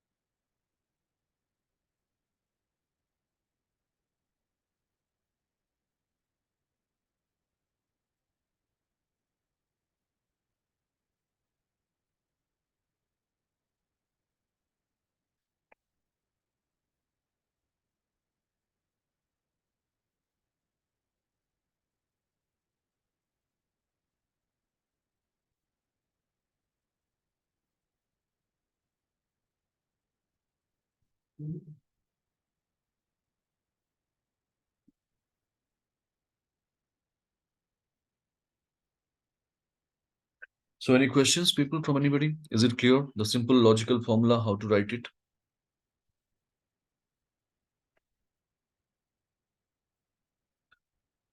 Now, the question, are you happy with the solution? What we defined the formula, are you happy with that formula? Of course, yes. What is that? When we get a solution, we are definitely happy with the formula, right? So here, I would like to take you through something. Though you are happy with the solutions, people, but I do not recommend this. This is what our experts suggest us to do the job like this by applying this kind of formula. But I would suggest over here one thing. If you remember, I told you, I told you in the beginning, in any Excel file, okay, remember one thing, that the more the if formula, file size will be more. So beginning, I told you file size is the biggest challenge for us. So why file size is increasing? One reason I told you, we keep creating lot of unwanted column. Second reason, we keep creating unwanted formulas. And now the third reason is, the more the if formula in any Excel file, file size will be more. So if this is the case, then what should be the alternate answer? How to keep my formula precise? How to keep my formula length in the very, very less number of characters or limited characters? Let's have a discussion. No need to do anything, just watch my screen now. See, there is an alternative column. I have kept it for you. I'll go for equal to. There is a formula called max. We know what max formula does. It always finds out the maximum value in a range. So it demands me number one. So when I go for number one from the prices column over here, comma, it asks me over here, number two. So when I go for number two, what is that exactly I need to define? Just see, when we discussed that to logically check whether my value is positive or negative, which is the value we have compared with zero.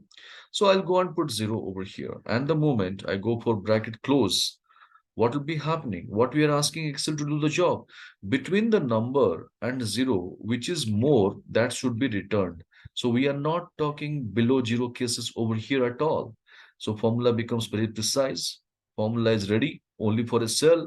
Need to apply for rest. Control, enter, and see the beauty now. If you are a audience side, if you're at audience side, which one you prefer to see? Option one or option two? Those people, definitely anybody will be having the option two is the choice, because who wants to go for a lengthy formula? So this is how you have to be very careful and you have to act smart. So wherever it is possible, try to keep your formula length only minimum. Well, so Vijay is saying control shift enter not working. No, Vijay, it's not control shift enter, it's only control enter.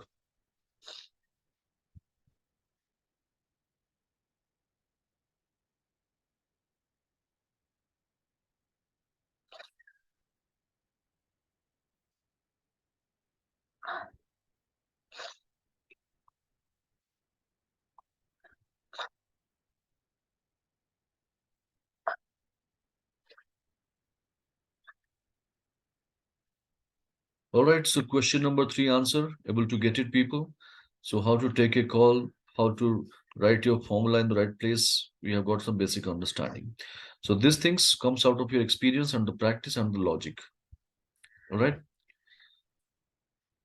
So can we proceed for our question number four?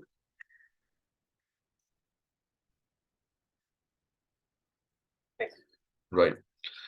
So here, let's have a discussion. We need to find out or calculate the date of expiry of AMC agreements. Say, take an example over here.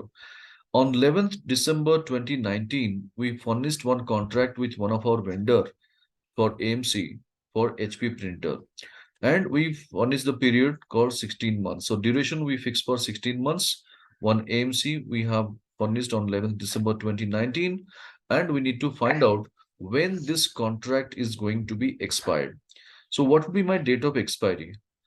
Just manually check and let me know. if this is the case?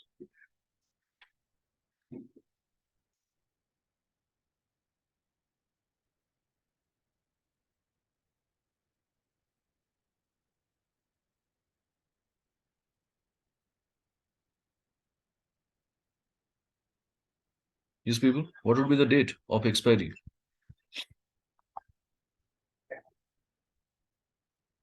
April 2021. Okay, April. What is the date? 10 April. 10 April 2021. Okay. So here, the moment we go for this kind of calculations, people, one thing for sure, we have to be pinpoint accurate. We cannot just take a calculation like, okay, one day up or one day down can be accepted. No. When you are going for date related calculations, you have to be pinpoint accurate. But how to bring that accuracy? So if it is of one case, I can manually check. But the moment I open the file, there are 10,000 AMCs like this because I am the sole caretaker for the entire AMC of my organization.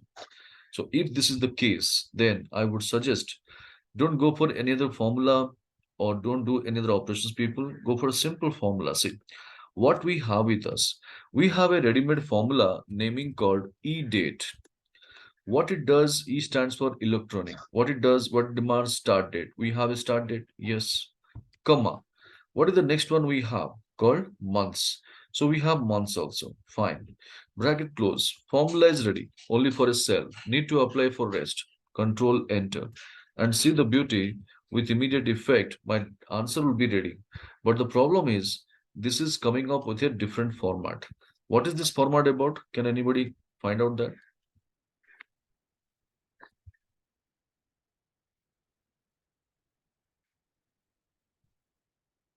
The format, what you see as an answer, what is this format about? It's a numerical format, no? No. Some general format, I feel. Right. See, so for that reason, being an Excel user, people, we need to first understand our data type. Okay. So let me take you through something. No need to do anything. Just look at my screen, please. Okay. Suppose say I am working with today's date. This is today's date, right? So this is just a format. This is just a format of our Excel cell. But technically, if you look at behind this, what is the value working? This is the value it is working. This is the number it is working. But though it is looking like a number, but the format, if you look at, this is nothing but a general format. Okay. Now the same data, when I'm going to present it over here, this is called our number format. See the difference of the formats. Same data, value remains the same, only the format will be changing over here. Just see, this is called time format. Same data again, I'm going to take it. This is called my date format. Again, the same data, but I'm going to take it in a different format. This is called currency format. Then I'm going to take the same data, one more format, naming called percentage format. So these are the formats basically Excel deals with. Hope you got a clarity. Yeah. Yes. Right. So now coming back to our story, what we have designed over here, if I go for it, then what is the format we are working with? Let's go and discuss. This is in general format, right? Now, what is the objective? We need to change it to date format. So any point of time to convert any format to date format, how will you do it? Simple. You can go to your keyboard shortcut, people. Just see over there in this, you have got a option. What you can do? Control, Shift, and 3, the hash key. So Control, Shift, and 3 will be helping you to convert any format to date format. Give it a try. Control, Shift, and 3. Is it changing my any format of the data to date format? Yes. Right. So this is how you should keep doing the work. And not only with this kind of AMC calculations, people, any calculations related to your insurance claims or contracts, agreements, bank guarantees, investment related documents you are maintaining in Excel, just don't maintain Excel as a database application. Use it as a proper tracker. And there, this formula is going to help you a lot.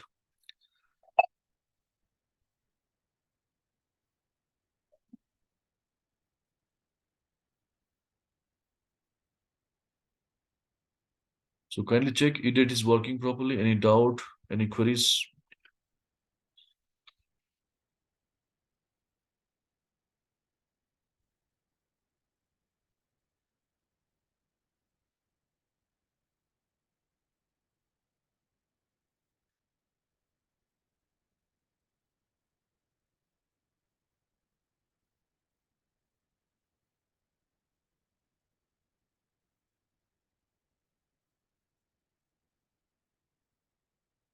So even though you have got 10,000 AMCs with immediate option, you can find out the result of date of expiry of the same. So you can take a due call, whether to renew the contract or stop the service, or if the asset is scrapped, there's no point of continuing with AMC, or if the vendor is not providing proper service, you can change the vendor also. So all this decision purpose, this kind of calculations is mandatory, okay? But that alone is not enough. Though we have computed our date of expiry with 100% accuracy, but that alone is not enough. So what is the other risk factor is there? I'll tell you.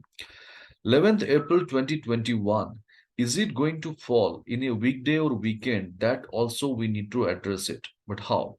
So now the next object is, people, how to find out a day from a date. For that, what you can do is we can go for a simple formula naming called text.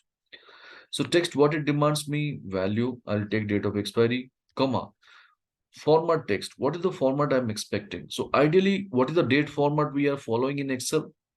Either DD, YY or YY. What's the role of D? For day, a month, M for month, year, Y for year. So this is how already it is predefined by Microsoft Excel. We don't need to do anything. But right now we are not interested to deal with our month and year. What we can do is we are going to look into the day. So within two double inverted quotes, we can go for D 4 times and we can present it. Now, why D 4 times? To get the complete string of the day. What if I go for 3Ds, only give you the first three character of the month name? What if I go for 2Ds, month in terms of number? So since we need the complete string or day or month, if you're going for 4D will be giving you complete string of the day, 4Ms will be giving you complete string of the month. Okay. Now, this next question, is it case sensitive? Do I need to write all these things in capitals? No. Excel formulas are not case sensitive. You can write in drop caps also.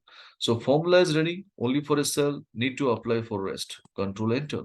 So now you see, as we are anticipating the very first case, automatically you can look at it is falling in Sunday. So we must renew the contract before 1 day or 2 day, depending 5 or 6 working days.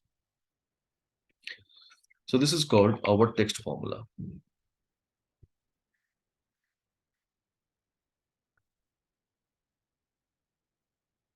Maybe it's a crooked question. So is that possible to send a reminder if it falls on Sunday? No, no. You have to write a macro program for that, because to send a reminder, you need to have a Outlook email account. And on the date and timestamp, based on this, that email has to be triggered from your account to the respective user. So that person's user ID, also email ID, should be there with you. Then you can create a macro program, and exactly on the same timeline, it will automatically trigger one email to that person. At least pop up here on this window. We cannot create a pop-up, but yes, we can highlight this. Like suppose, say, take an example. Since you have asked me, I'll take you through a small example. Just say, suppose, say, I have got an invoice date and I have got a credit period and I have got a due date. So invoice date is suppose today's date. Today I have generated one or raised one invoice for a particular customer, and there I am giving a credit of 30 days to my customer. This is what we do ideally. And when I go for due date, what will be my due date calculation? Simple, equal to invoice date plus credit period. Do you agree? Up to this clear? Now, my objective is over here. What is the meaning by due date? Why I'm calculating or computing the due date?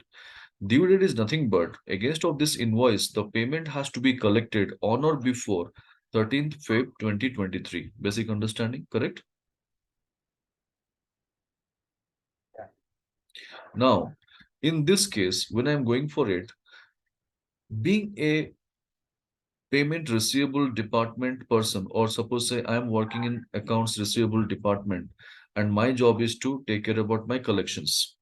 So what will I do? Will I go and sit idle till 30th Feb 2023 to come? Then only I start following with my customer. Is it the right way? So what we do ideally, we have our own action plans in any department, wherever you are working with. Before 7 days or 5 days or 10 days, we send a reminder to our customer, against of this invoice, the payment is going to be due. Kindly make the payment clear, or send the payment, or transfer the NEFT or ECS, whatever it is, and you can avoid the delayed payment charges for the same. So when you want to check that, because this is not only one invoice you will be dealing with on daily basis, you will be doing 100 invoices. And whenever you open the file, you want to know that today, what is that invoices are going to be due in next 7 days, so that I could send a reminder today. If that is the action you are playing, or you are just performing a role on that in your department, how will you do it? Because you can't keep checking one by one invoices all the time. So here, what we can do is we can create a remarks column for us. And in this remarks column, I'll put a formula equal to, okay, what is the formula? Suppose say, this is my due date minus today. I'm putting it across. So what will be happening now? It will be giving me 30. So what is the meaning by 30 over here? Since we have generated the invoice today, it is seeming that there are 30 days are already, I mean, still there to get it due. Do you agree? Yeah. So this is what today's status. Now, when I open the same file tomorrow, what will be happening with my remarks column? It will be like 29. 29. How it will become 29? Because of today formula. Because today formula, it is always going to take the value from your system, bottom right corner, whatever the date calendar is there, it will be taking the value from that. So when I open the file tomorrow, it will become 15 and it will become 29. So gradually it will keep on changing or updating the records. But my requirement is I just want to create a reminder for me in such a way, whenever it is going to be due in next 7 days, it should highlight with kind of a red color. For that, we have to deal with a tool called conditional formatting. So when I go to Home tab, conditional formatting, I will go for a rule called highlight cell rules over here, less than. So when I go for less than, so prior to how many days you want to create a reminder? So 7 days. So when I go for 7 over here in the number, what kind of formatting you should go for? The next drop down, it is ideally available for us. There's an option called custom format. So as I told you, we want to highlight with color red. So I'll go to fill color and fill with red color over here. And if I want to change some font color also, I can go to font tab and I choose the color, say white, and I want to make it bold. All these things you can do. And once you click OK, again click OK, conditional formatting is set. But do you see any kind of appearance changes over here? No, because the rule is yet to be satisfied. Now, suppose say this is how you have set across all over here, and you are keep on working on the file. And the moment you have reached to the day number 7, do you see any kind of changes on the screen? Yes, status is changing, but is it getting highlighted? No, because our rule is less than 7. So Excel is waiting for you to next day, you should come and open the file. So suppose say I come in the next day and open the file. Can you see? So automatically it is getting highlighted. So whenever you open the file, whichever the cells are turned into red, you should send the emails for those people, or for against of those invoices, you need to send the reminder. So this is how you can create a reminder over here. But entire thing, if you want to automate, you have to write a macro program for that. Okay. Right.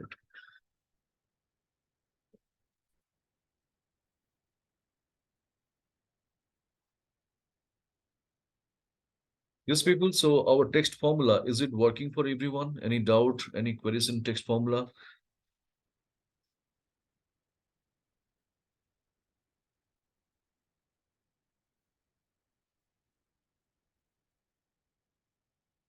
Yes, anybody's mic is on, kindly keep the mic on mute. If you have any questions, you can ask me, no problem. Yeah, fine then. So text formula, we have identified our day from a date. Let's go for a practice, finding the month and year also. If I need to find my month, I should go for same text formula and taking the expiry date within two double inverted quotes, go for M four times because we are looking for month and you'll be getting your month complete string.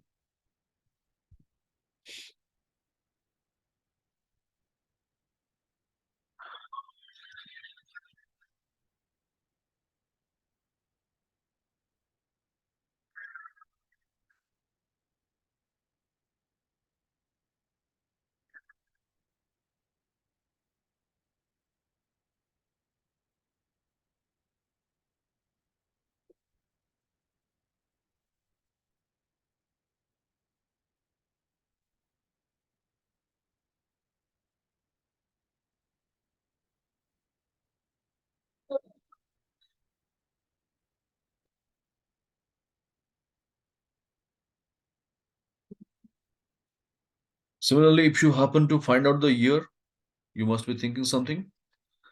We can go for text formula and within two double inverted quotes, type Y four times. You can do that, not issue. But that is not recommended. The reason is text is a lengthy formula. So what I suggest is in that case, you can go for a ready-made formula called year. We do have a option in our Excel. So going to year, it is asking me the serial number. Serial number is nothing but my expiry date. And when you go for this and hit Control Enter, you got your result. So this is how people, I told you, always keep one thing in mind, how to keep your formula length minimum. So your file size will not be heavy and data processing also will be very faster.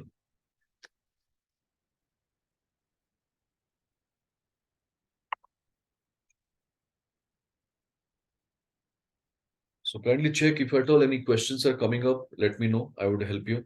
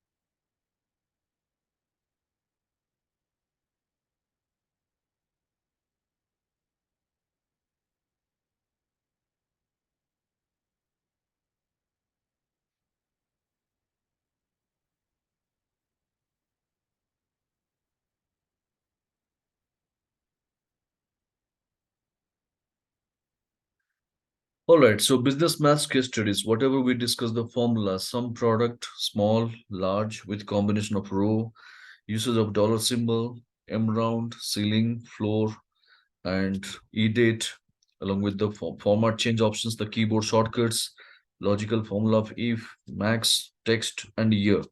I believe this works fine for everyone.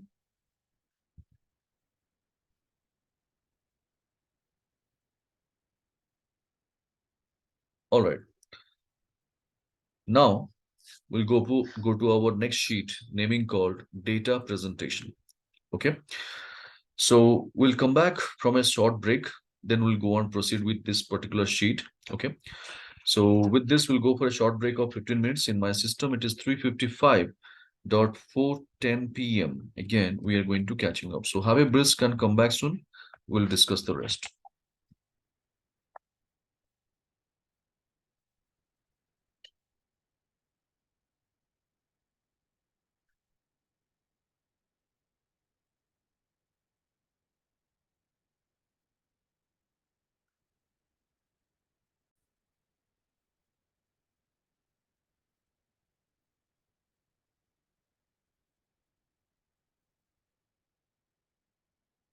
All right, friends, I believe everybody's back. Could you please respond in the chat box? Why for yes?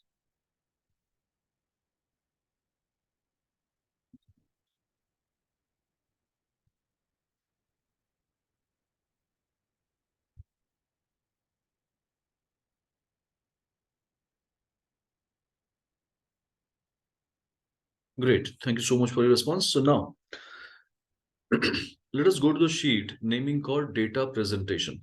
Okay. So here, what we are going to discuss, let me first give you a brief description about that. Though we have the data, if you can't turn up into information, then it is of no use. So we are going to discuss now, whenever you download the data or you prepare some data over there, how to make it more informative. So when you present it, people would be happy watching the same. Or when you take it to the next level, people would be appreciating your work or they will be giving a compliment to your work. So that's what we are going to discuss now. So let's take a look at our data first. Suppose, say, take an example. My boss asked me a question, Pravas, get me the entire revenue report for the year. So what I did, cost center wise, product wise, month wise, or dealer wise, or customer wise, whatever the Excel sheets or Excel files I had prepared, everything I have opened and I have consolidated, and this is the final summary I have made it. Okay. Now, no doubt, this is ready for dispatch, but do you think that my boss is going to be happy watching the same? Never. So this is what anybody can do. What I have presented so far, anybody can do. So now the question is, what else we can do to make it more informative? Or what else we can add over here in this data so that there will be a value additions to my work? Or what else we can present it along with the data so that the presentation, I can take it to the next level. So if you look at this over here, okay, my voice is breaking again. So is it the same problem for everyone, people? Not able to hear me properly?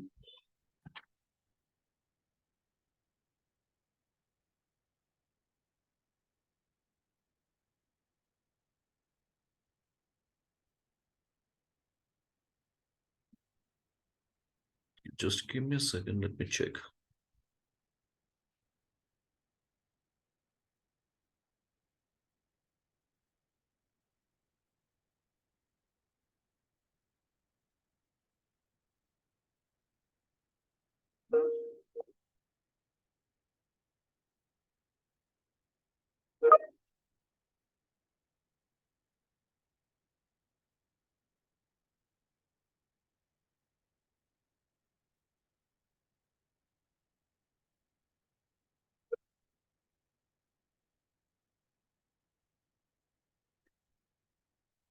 Yeah. Yes, what I was telling you exactly is when we have the data in place, that alone is not helpful. Is it clear now? Audio is reaching to you continuously. Is there any break in the voice? It's better now. Okay, okay. So take an example. Suppose my boss asked me, Prabhas, get me entire year's revenue data. So what I did, whatever the files I had created, customer wise, vendor, our product wise or month wise, everything I have opened, and this is the final summary, what I have selected in front of you. You can see that it is what I have prepared. Now, this data, whatever I'm showing on the screen, this is what anybody's job. Anybody can prepare like this. So now the question is how to make it better, how to make it informative, what else we can add so that people will love to see such kind of report and they will be complimenting to my work, or what else I could include it over here in this data so that I can take my presentations to the next level. This is what we are going to discuss. So if you look at the same data with you, whatever in the screen, think about it and tell me how to make it more informative. What can be done in this? Whatever you feel, you can share.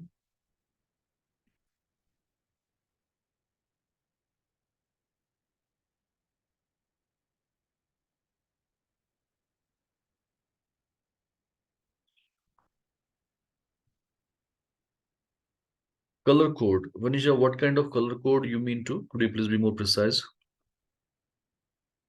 Like we can highlight the sales, revenue, USD, and maybe we can also, sort lowest to highest, like the highest revenue, if that is what we are going to show, depending on Highlight what.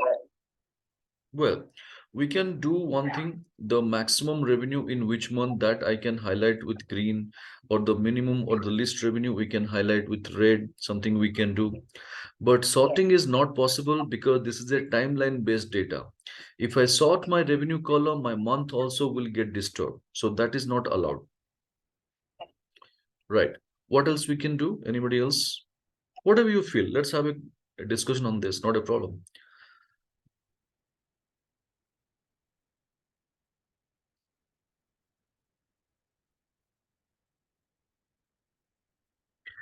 Can we compare our data month and month, Jan to Feb, Feb to March, March to April? Can we compare like this? What's it? Yes. Definitely. Yes, yes. So this is a value We addition can to the make data. charts also, right? Yes, very well. The entire 12 months data, we can make a graphical presentation in terms of a line chart, column chart, bar chart, pie chart, anything you can take it. That is also a value addition, definitely.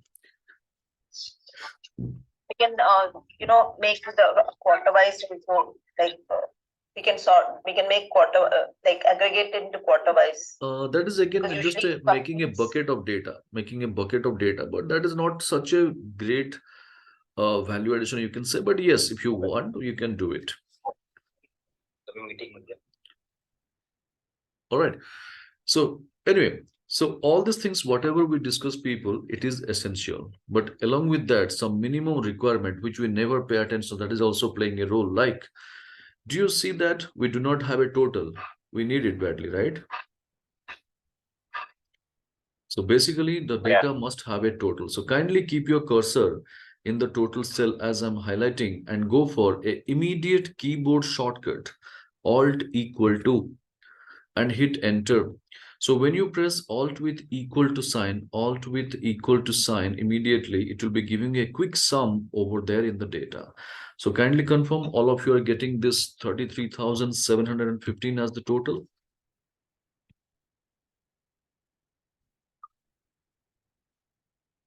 So this is the first thing we did. All right. Now please stay focused. Whatever I have prepared as a revenue USD, maybe my immediate boss would be happy watching the same. But when I'm presenting the same to the management, they are not worried about billions, millions, lakhs, and crores. They want to see the data, but in terms of percentage. So our next objective is we need to create a column naming called revenue percentage. Let's go for that. Kindly create that.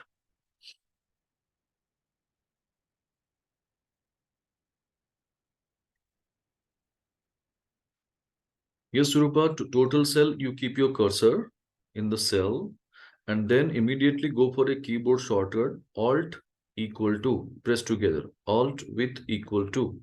It will be taking you to a quick sum and hit enter.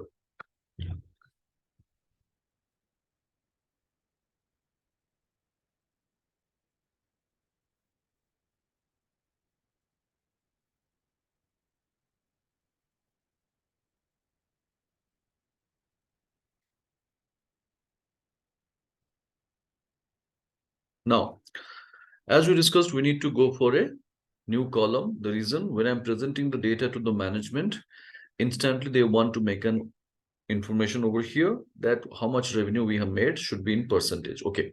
So what should be the formula? Please first have a look at the screen. Equal to taking the value from the revenue column for the month of Jan should be divided by the total revenue. Do you agree?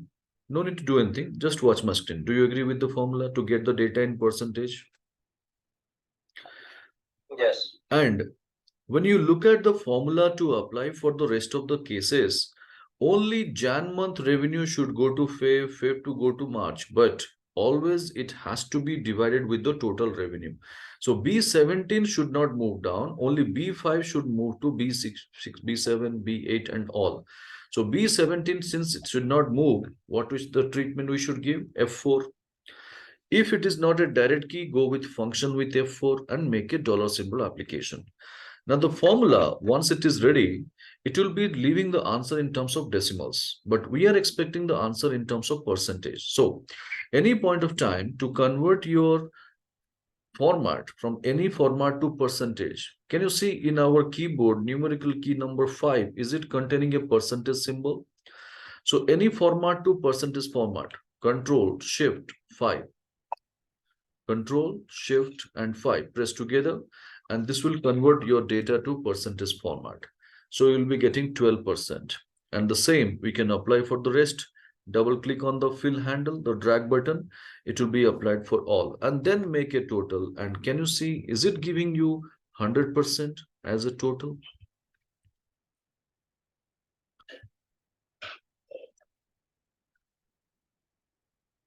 So this is how we got one more value additions to our data, people.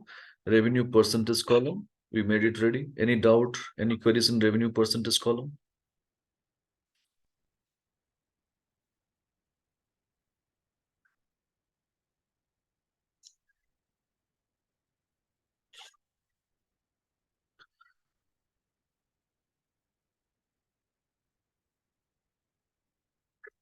Now, revenue percentage column is ready. What is the next thing we should do? As we have discussed, we can compare our data from Jan to Feb, Feb to March, March to April, April to May, like that. So this is called month and month comparison of the data. And technically, we can call them as growth. So let us go and create a column naming called growth.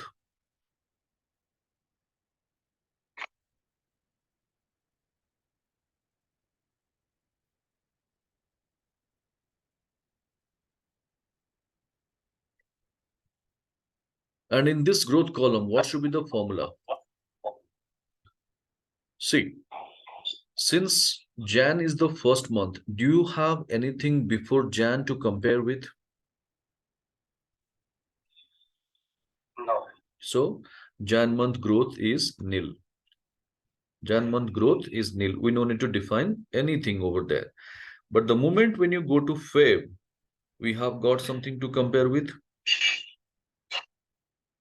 right? So what should be the formula? Equal to Feb month revenue minus Jan month revenue. Do you agree? Equal to Feb minus Jan. And the moment I hit enter, then the same formula I can apply for the rest. Can you see my growth column is ready? So month and month growth we have computed. Kindly check it out. Is it working? Are you getting the same values? What I am saying on the screen, because all of having the same data.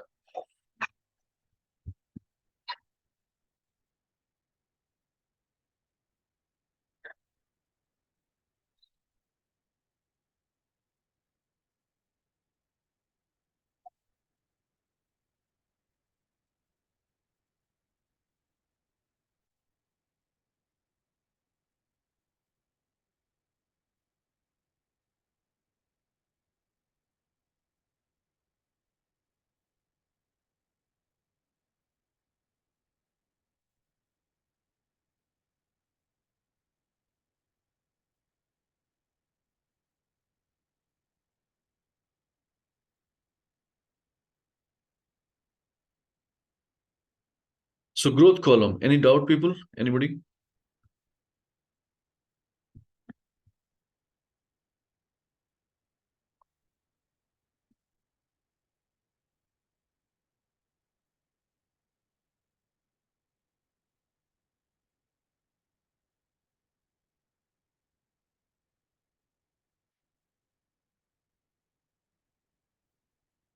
All right. So growth in terms of value, maybe my immediate boss would be happy watching the same. But when I'm going to present the same to the management, what they are interested in watching is nothing but growth in terms of percentage, because they don't like seeing the lengthy numbers, billions, billions, lakhs, crores, and all. So let's go and create one more column stating growth percentage. Okay. Now, growth percentage, what should be the formula? Let's go and have a discussion. See. As we discussed, since Jan is the first month, we have nothing to compare since growth column is nil. Similarly, growth percentage also will be nil. Do you agree?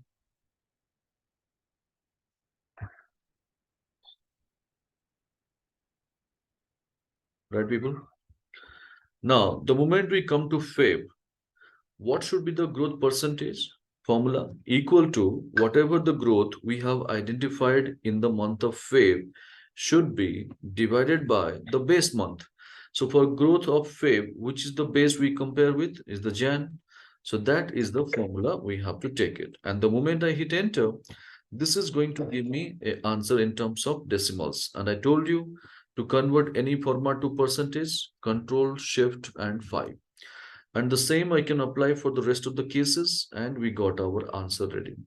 So this is how we could create one more column as a value additions to the data, naming called growth percentage. So kindly confirm growth percentage you were able to calculate.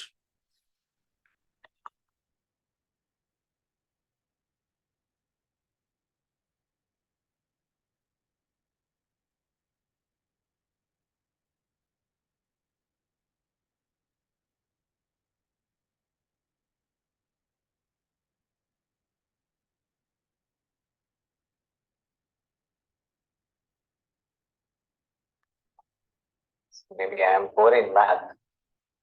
I'm trying to understand the revenue is 12% in the month of January and 11% in the February.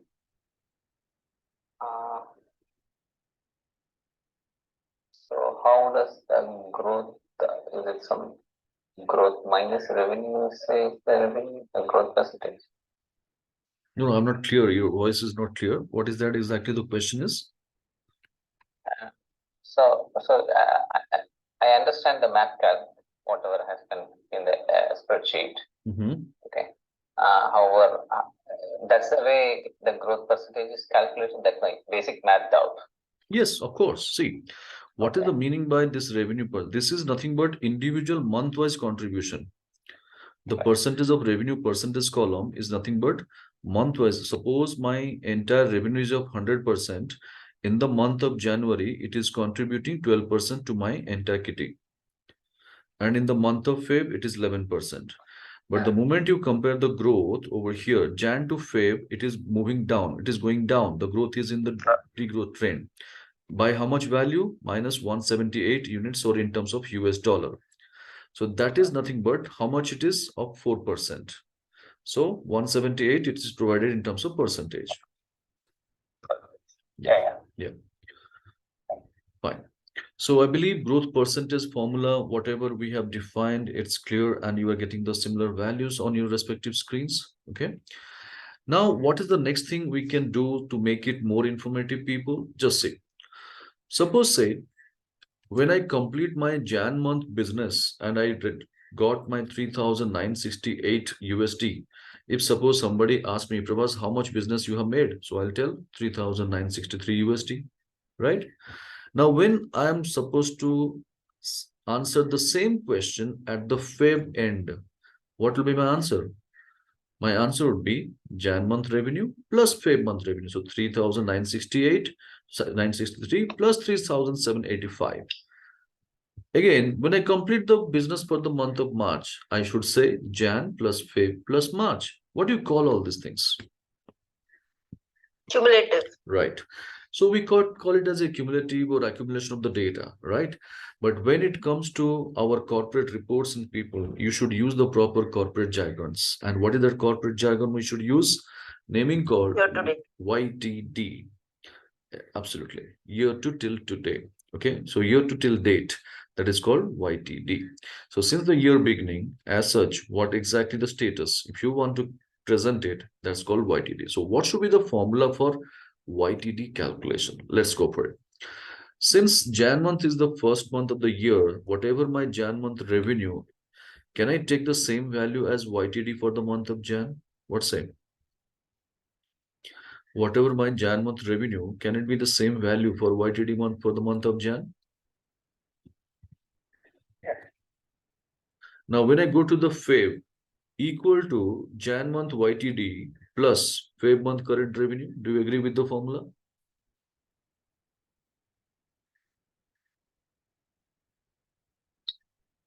The moment when I want to make it cumulative, I'll be taking the YTD value for the month of Jan plus Feb month current revenue. Is it being cumulative now? Check it out. Just see. 3,963 plus 3,785. If you look at the status bar over here, is it showing the same value? Right? So we are in the right track over here. And now, once we got our Feb month calculations ready, the same I can apply for the rest. Double click on the fill handle. How will I know that I am in the right track? See the beauty. When you go to the December month, whatever the YTD, is it matching with my total revenue column? So we are in the right track, right? So this is how you should confirm. And that's how we have created a new column called YTD, making as a value additions to the data. So kindly confirm you're able to do it. If at all anybody needs my support, do let me know. If you have any questions, feel free to ask. Prabhas, Yeah. I think I'm getting the dollar wrong because see, I've done everything, but only when I have to use the dollar somehow on my laptop now, it's a company laptop. I cannot use the F4 function. Correct me if I'm wrong. You said we can use for a dollar. Fine, you go for function F4, FN key with F4. In the bottom line, you have a FN key in the left. Along with that, F4 you have to apply if your laptop is not having a direct keyboard options that. Okay. I think I am getting that wrong because of which I couldn't get the revenue only. Like I have to manually do it because of the dollar. And when I put the dollar manually, somehow I don't get the value. So that is where I'm stuck. Otherwise, I've got everything. I've got YTD, I've got growth, I've got everything. Can you just show me the revenue part again only? The percentage part. Right. Yes. So you can just do one thing over here. Keep the cursor and then equal to taking this revenue column value for the month of Jan should be divided by with the total revenue, and that cell has to be locked with function F4 for you if it is not F4 is not working for you. Okay. Now yes, it is not working with my laptop. Yes. So function F4, is it working now? No, it is not working actually. I'm not sure why. I manually put the dollar and then I'm not getting the values. It will work definitely. If you look at your keyboard, there is a function key in the bottom left, in the extreme bottom, you can see, is there? Yes, I press the function and then I press F4. No, you have to press together. You have to press together. Okay. I normally press the function F4 and then I try to lock it and it doesn't happen. No. See, go for equal to, take this value, divided with total revenue, then immediately function F4, press together, function F4. Okay, let me do it. I'll just do it and confirm. Yes.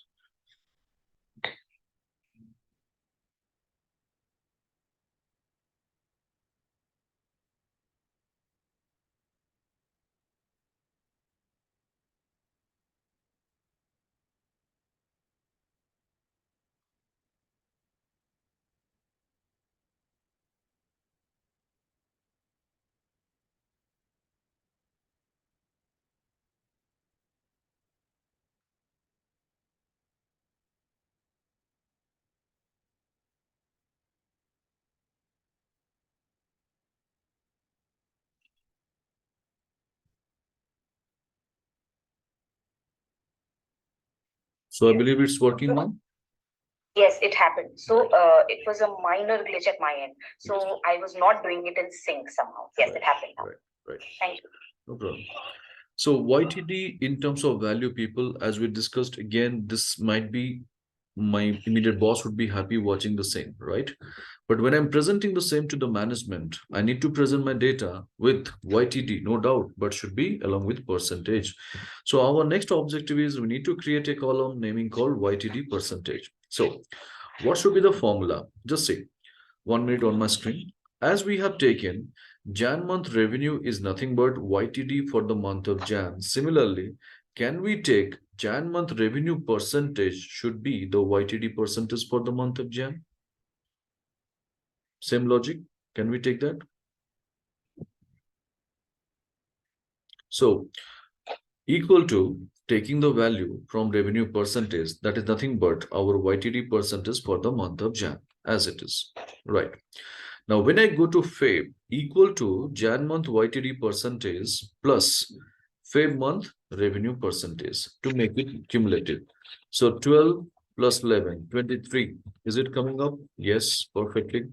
Now the same we can apply for the rest. Double click on the fill handle. And I told you how to ensure that You are in the right track when you do this kind of calculation. When you go to the December month, is it matching with my revenue percentage column total? Yes. So we are in the right track. All right. So guys, anybody's mic is on. Could you please mind checking it off? Yeah, thank you.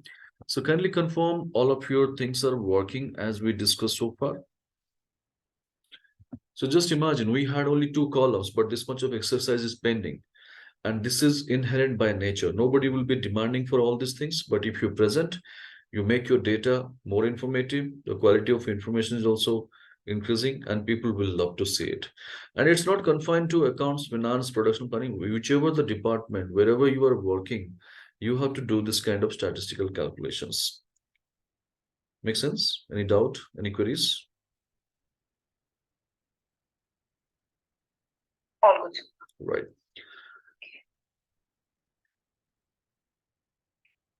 Deepak, Samugam, YTD, Surupa, okay.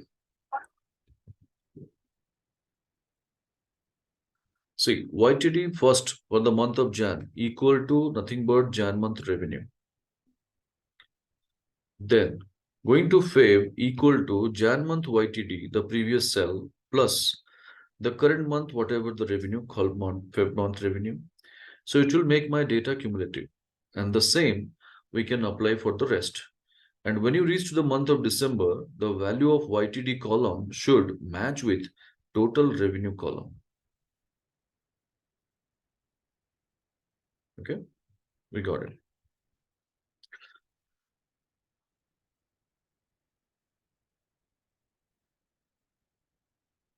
Yes, Malini, is it working for you? Are you with us?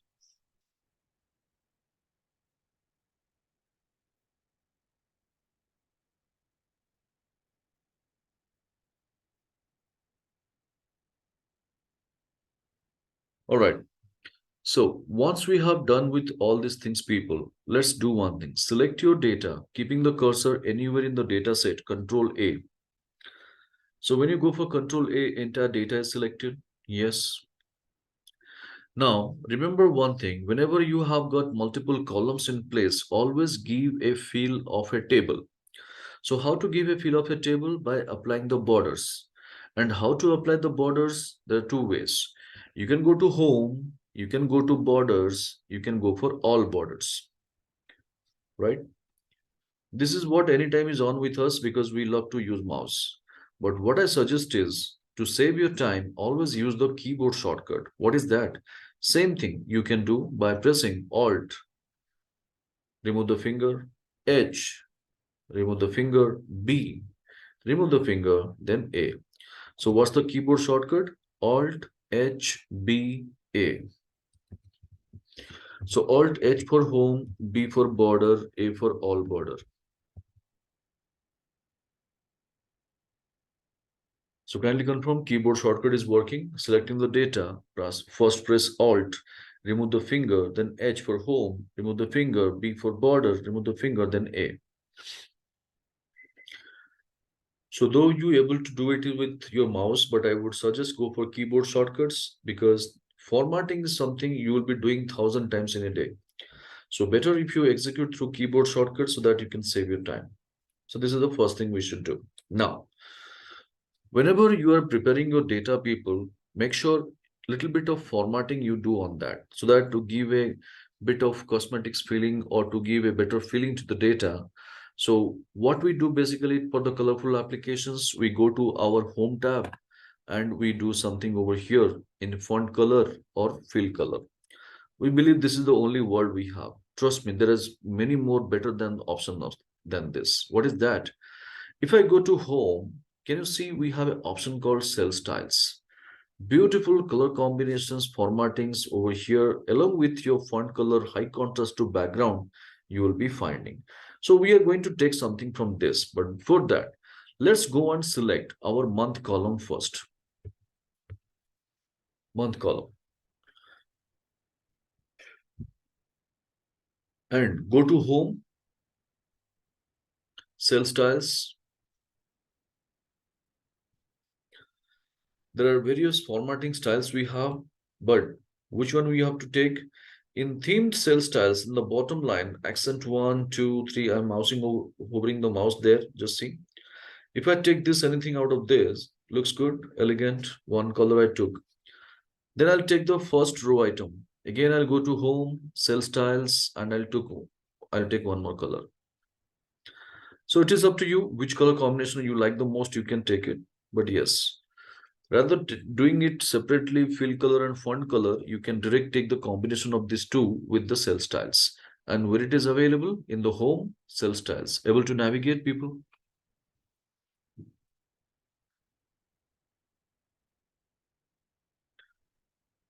Not to make too loud, just give a minimum feeling so that people should be happy watching the same. All right.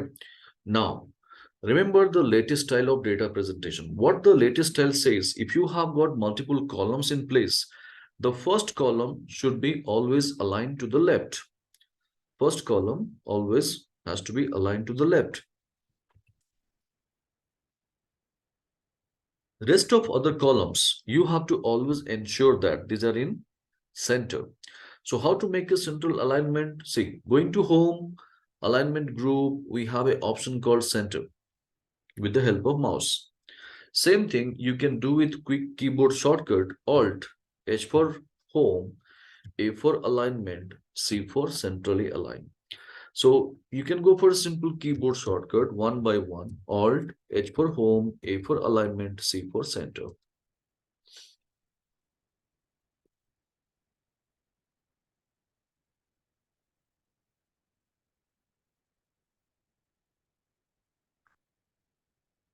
See, the data is neat and clean, presentable, making more information over here, and people will love to see.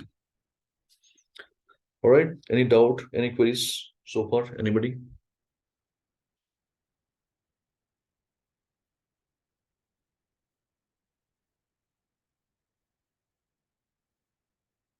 So this Alt plus H plus A plus C for before so we have to select those cells from this B5 to G17. Right. Before using that formula? Of course, before using the shortcut. So while selecting the column, and then these columns will be aligned to center. So whatever you have selected, if you want to align center, Alt H A C.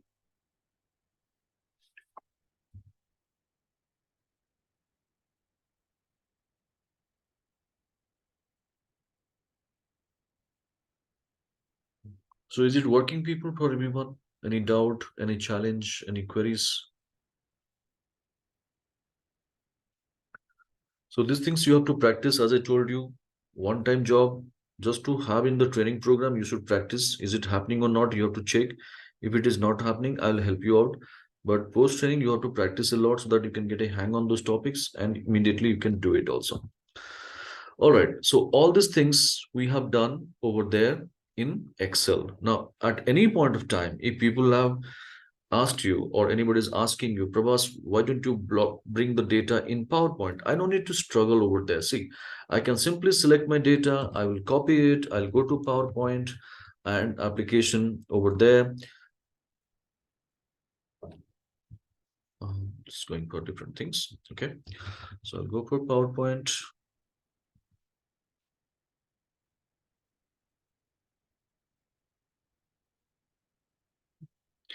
And then what I need to do is I can simply right click and I will paste as an image.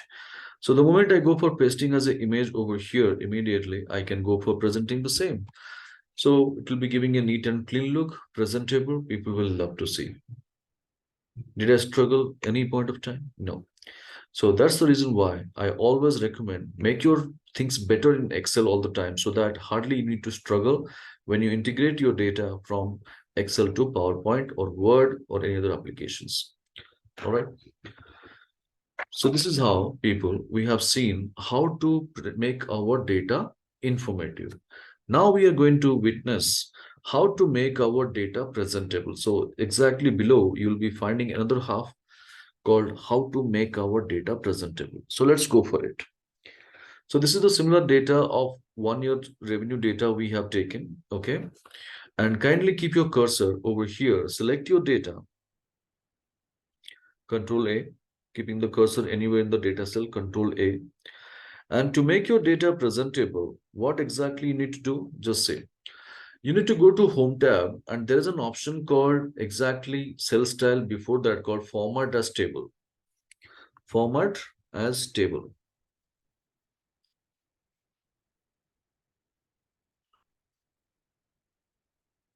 Then, when you go for it, it opens up with three different categories: light, medium, and dark. Always go for light or medium, never go for the dark options. The reason, again, you remember the more the dark colors you use in Excel, the file size will be heavy. So always go for light or medium. So suppose say if I take one medium category out of this and click, it will take you to a dialog box like this. And only thing is you have to click OK. So when you click OK, can you see a beautiful transformation of your data is happening? Alternate rows are highlighted. Column headers are defined with proper background fill of colors. Filter buttons are embedded on the headers. And thick borders are applied in the top and bottom rows as well. So all these things are happening at once. Yes, people, able to get that feeling?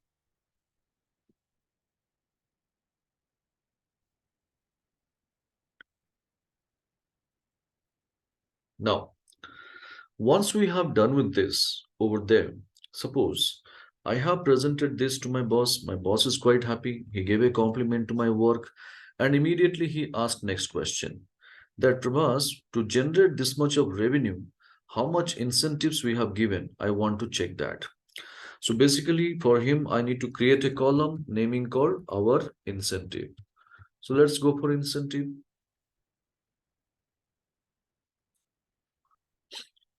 Now, the moment you go and click incentive and click OK, enter, can you see the beauty? Immediately, the similar formatting is carried forward to the next column. Have you ever seen creating a table? This kind of things are happening? No.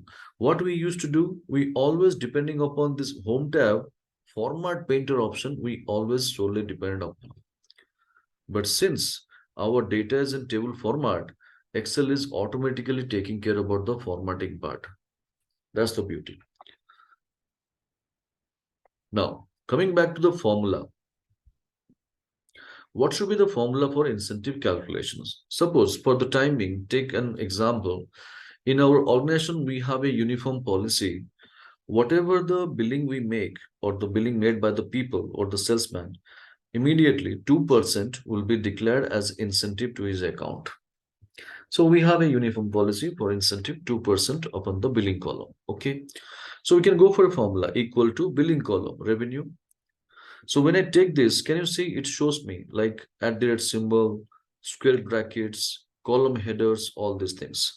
Not to be panic, this is default option of our table formatting. So please go ahead with your formula simply by multiplying with 2%. And see the beauty, the moment I hit enter, it is not only applying to a cell, but also the entire column. So can you imagine how your speed is increasing because of that? You don't need to go for double click on the fill handle, dragging options. You don't need to go for it. No need to copy paste your formula, nothing. So this is how we got incentive column ready. Confirm please, incentive is ready.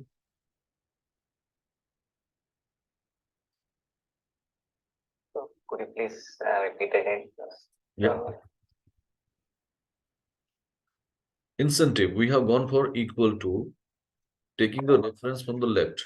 So when I take the reference from left, automatically it is taking the format like this. This is default.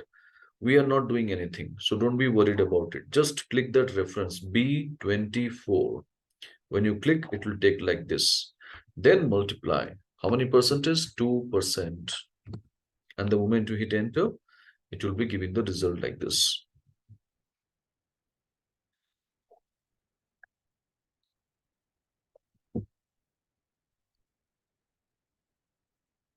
Okay, thanks. Yeah. So incentive, I believe everybody is clear with our incentive calculations, people. Now, next one.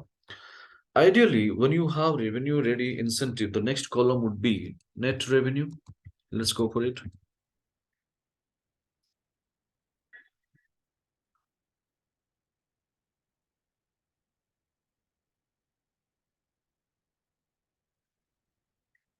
Now, When you go for net revenue calculation, what will be that formula? Basic mathematics. Revenue minus incentive. So equal to B24 minus C24.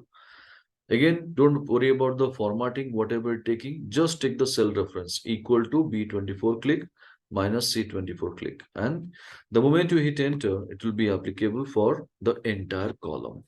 So this is how we got another column ready, naming called net revenue.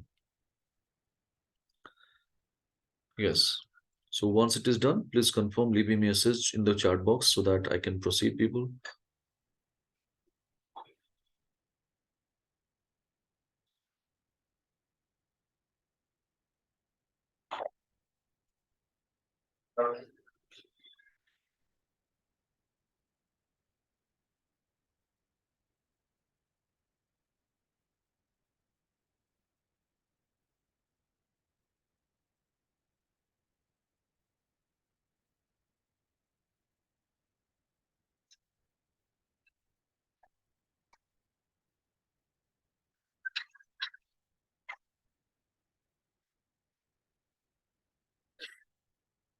Fine.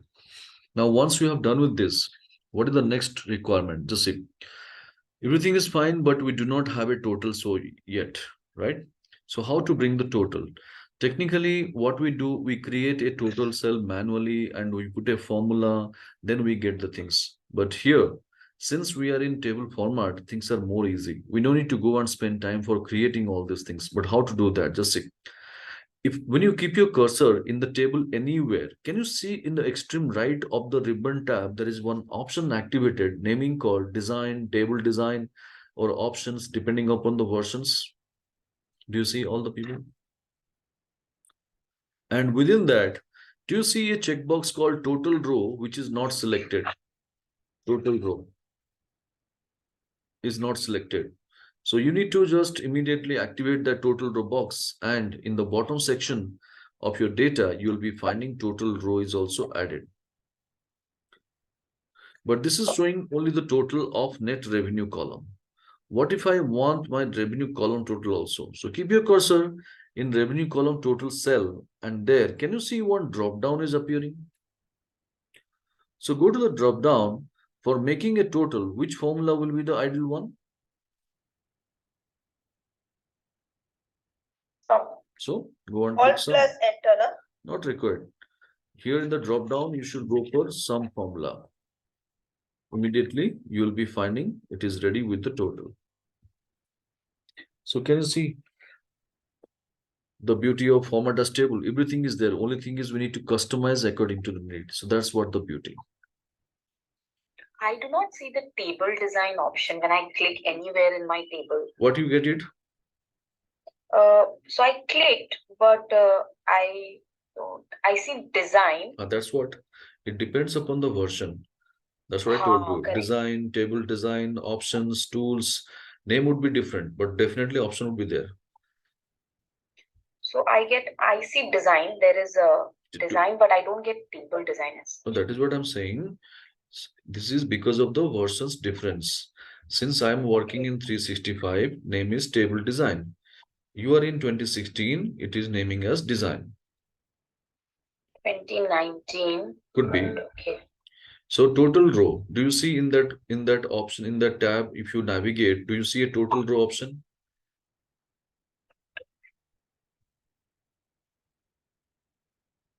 Can I share my screen? Yeah.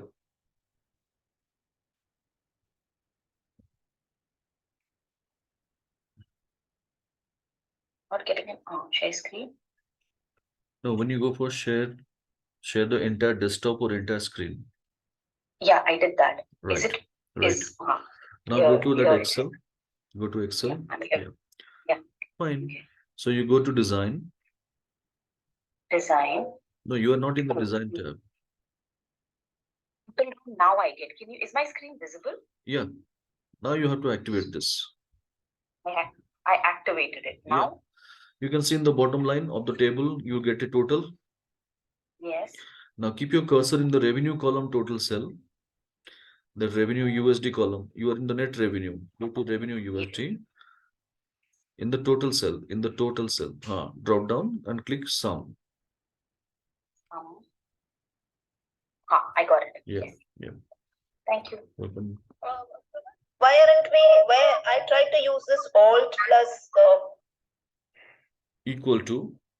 and yeah, equal to, but I'm not unable to use that in the table format. No, you can use it. You can use it. It's not I don't know why your screen has disappeared suddenly. my screen. Yeah. No, I have not shared. Earlier, it was Vanisha's screen was there. Mhm. So if your screen, if Okay. you would like to share your screen, you can. No problem. Let's have a look.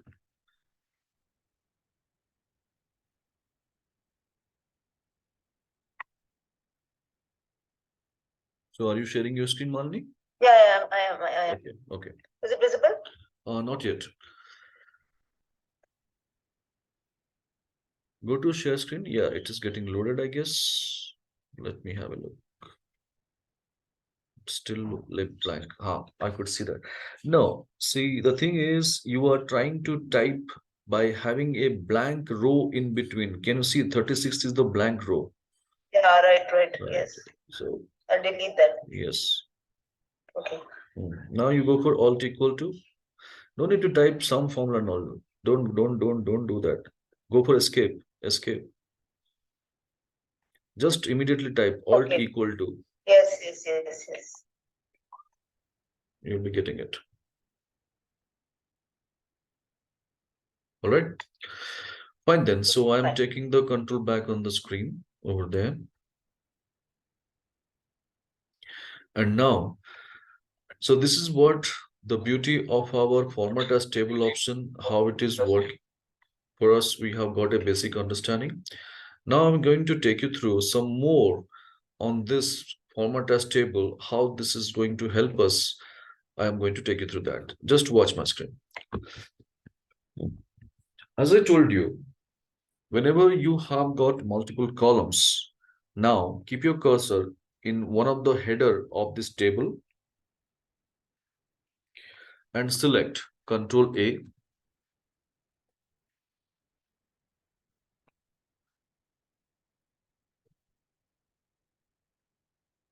Okay.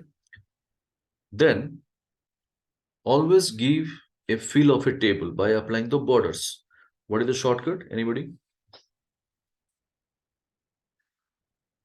Alt plus H plus B. Plus, you should not pronounce it. Alt H B A. H for home, B for border, A for all border. Very good, Rohan. So you should go and immediately apply. So if you're not comfortable, go for home, border, all border. This option is always there on with you. No need to be worried about. So this is the first thing we should do. And I told you, ideally, when you take the presentation of your table data, the first column should be always aligned to the left. Rest of the columns, kindly select except the month and make it center. What is the keyboard shortcut to make it center?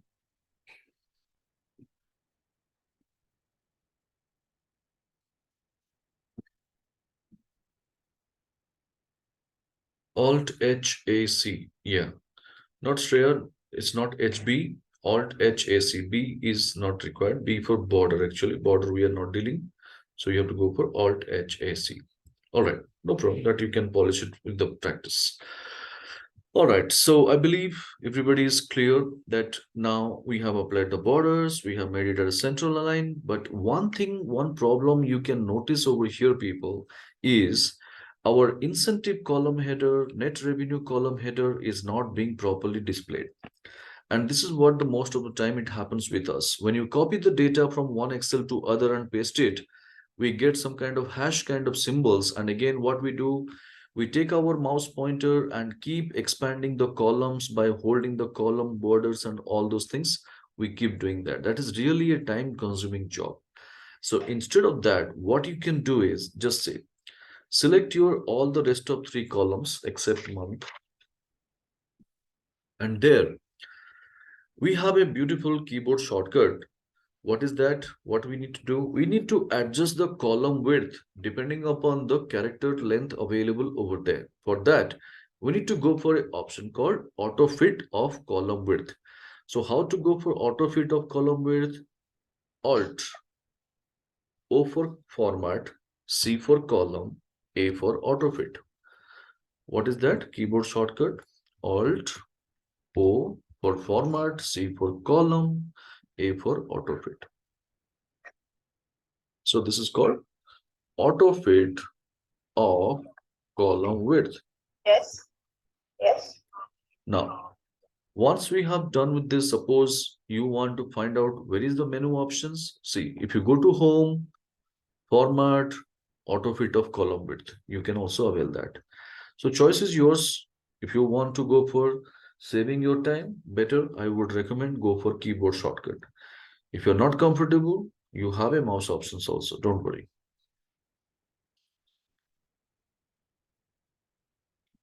So all these three keyboard shortcuts is very, very essential, people, in our routine activities. Alt HBA for border, Alt HAC for center, Alt OCA for our column autofit over there.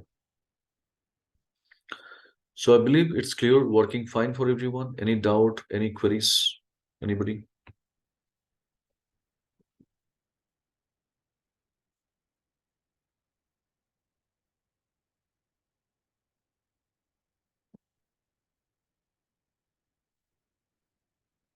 So now and then you show when you take your mouse pointer, right? It's circling. Or how is that going? That is through the operating system command. It will be very helpful when you go for the virtual meeting like this. What you need to do is you need to activate one thing. If you can share your screen, I can guide you. Will you mind? Yeah.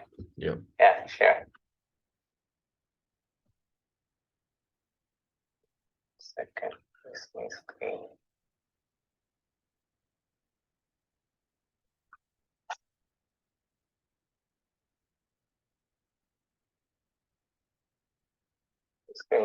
Yeah. Have you shared the entire desktop or entire screen? No. You have shared the window, I guess. Yes. Yes.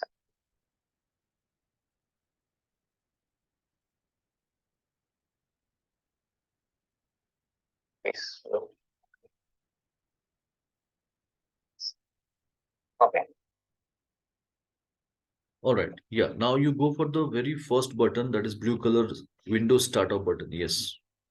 There you type control panel in the top search box, control panel. Yeah, very first option comes in the control panel. Yeah. And in the top right, you see a category. One category option is there, right side. Yeah. Go for small icons.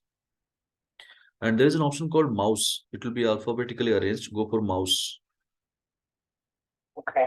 And when you click mouse, you'll see mouse pointer options. Third tab is there in the top, pointer options. Yeah. In the bottom, you have an option. What is that?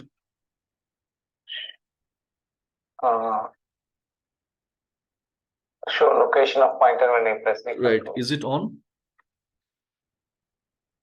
Yeah. Click OK. Again, click OK. Now keep your mouse pointer one place, leave the mouse pointer and just keep pressing the control button. Keep pressing.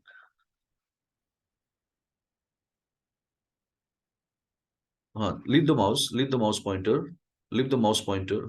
Can you see that blink option, the circular button? It will come. Okay. Yeah. So this is how you can grab your audience attentions towards a particular focus point and you can keep them engaged also in the virtual meeting room. This will be very, very helpful. Yeah. Another one thing, maybe you put a one red colored box, right, and give a pointers. That is through a different software. I mean, it is not a Windows command. It is software we have to use, naming called Zoomit, ZOOMIT. So you have to download and you have to install, and then you can use those keyboard shortcuts over there to create a ellipse, create a straight line, create a rectangle. All these things you can do. And in fact, you can type your text also. Okay, great to know, sir. Fine. Yeah, thank you. Welcome. I'll stop this. So I'll be taking the control back on the screen, and I believe we all are on equal page. And now what we need to do is, people over here, just have a look. As I told you in the beginning of our business math case studies, Excel recognizes its data by the data type or the formats. Like we have the date should be in date format, time should be in time format, currency should be in currency format. Similarly, when you have the numbers over here in our table data, kindly select the numbers. And these numbers should be in number format. So what is the meaning by number format? There must be a decimal, post decimal maximum 2 characters. Before decimal, there should be a comma separator. So having said all these three put together, if you want to apply in a formatting style, how to do it? So I'll tell you, at any point of time, to convert any format to number format, Control Shift 1. So 1 is containing one exclamatory mark. Just see. So you should take this one. Sometimes in our desktop or 15-inch monitors, you can see the laptops. You'll be having one numerical button in the right side. Don't take that combination. So you should use Control Shift and 1. If you press together, that will be taking you to convert any format to number format. Can you see the respective changes? Is it happening? Yeah. Right. Now, when you see your data, no doubt it turns up with all this information, but post decimal characters, if you feel this is unwanted for me, I don't want to retain them. So ideally, to remove the decimals, what we do, we go for home and we go for decrease decimal tab twice. So here we can do the same by hitting the keyboard shortcut Alt H9 one by one. So when you go for Alt H and 9, it will be helping you to go for decreased decimal. The same thing what we do with our mouse, going to home, decreased decimal, same thing you can do it with quick keyboard shortcut Alt H9. All right.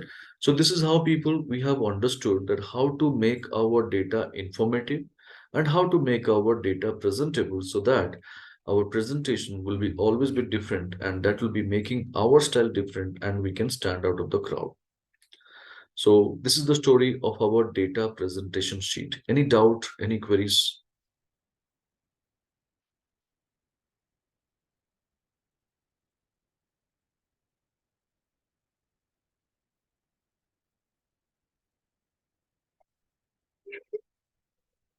Just one small, can I just share my screen? Yeah. For a moment? No problem.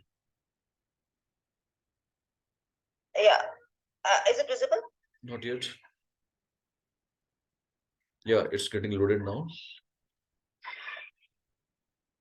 Yeah, so from actually it is from the earlier, earlier what you were out of it of column width, na? No. Column width Hold got on. out of it, but the last Hold on. sum total, na, the No. sum row, Hold on. that did not get fit. Hold on, Vanisha. You have not shared the whole screen. You have shared a particular window. I could see only your MS Teams.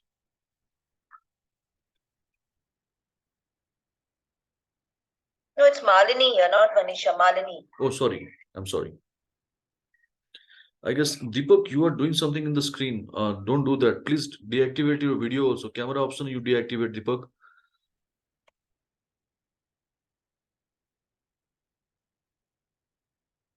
Yeah. Yes, Malini. You can share now. Yeah, see, it's pertaining to the earlier what you were teaching now, or Okay. auto-fit option, Okay. auto-fit of column width. Right. Now I had applied auto-fit to this table, and if you can see my entire, it's auto-fit, but the last, the total column now, that is not getting auto-fit. It is aligned to the right. No, that Why is is it so? that is getting auto fit. You have not aligned to center. You have to align that. See, auto fit is different from your alignment. Hold on. Just select your total row items. Just select your total row items. Only total in the bottom. Only total in the bottom, Malini.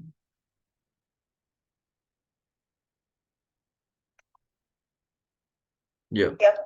So total Well, header, hold on, total header should be retained as it is, only thing the numbers.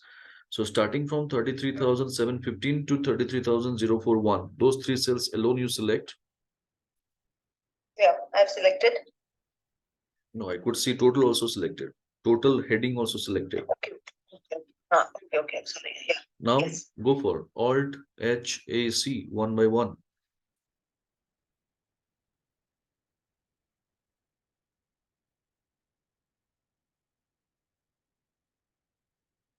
Okay.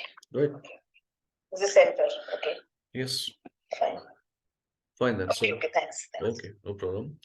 So here we have understood people regarding this data presentation, how to make our data informative and how to make our data presentable. So these things again you need to practice and be ready because format as table option we are going to use frequently in the rest of the sessions as well. So day one, whatever we are discussing, we will be keep on using in day two, day three, day four, somewhere the other. So there, just to save some time, day one practice is very, very essential. Okay. Now let's go for the next.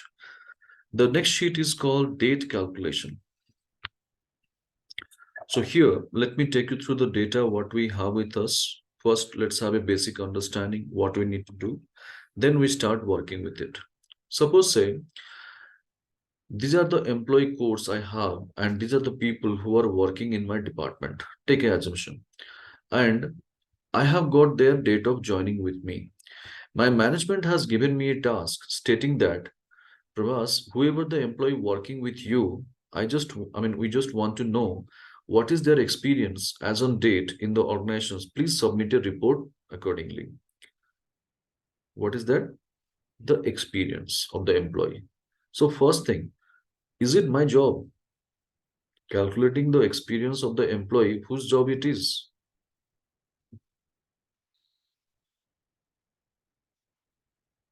Right, people, you all are working corporate.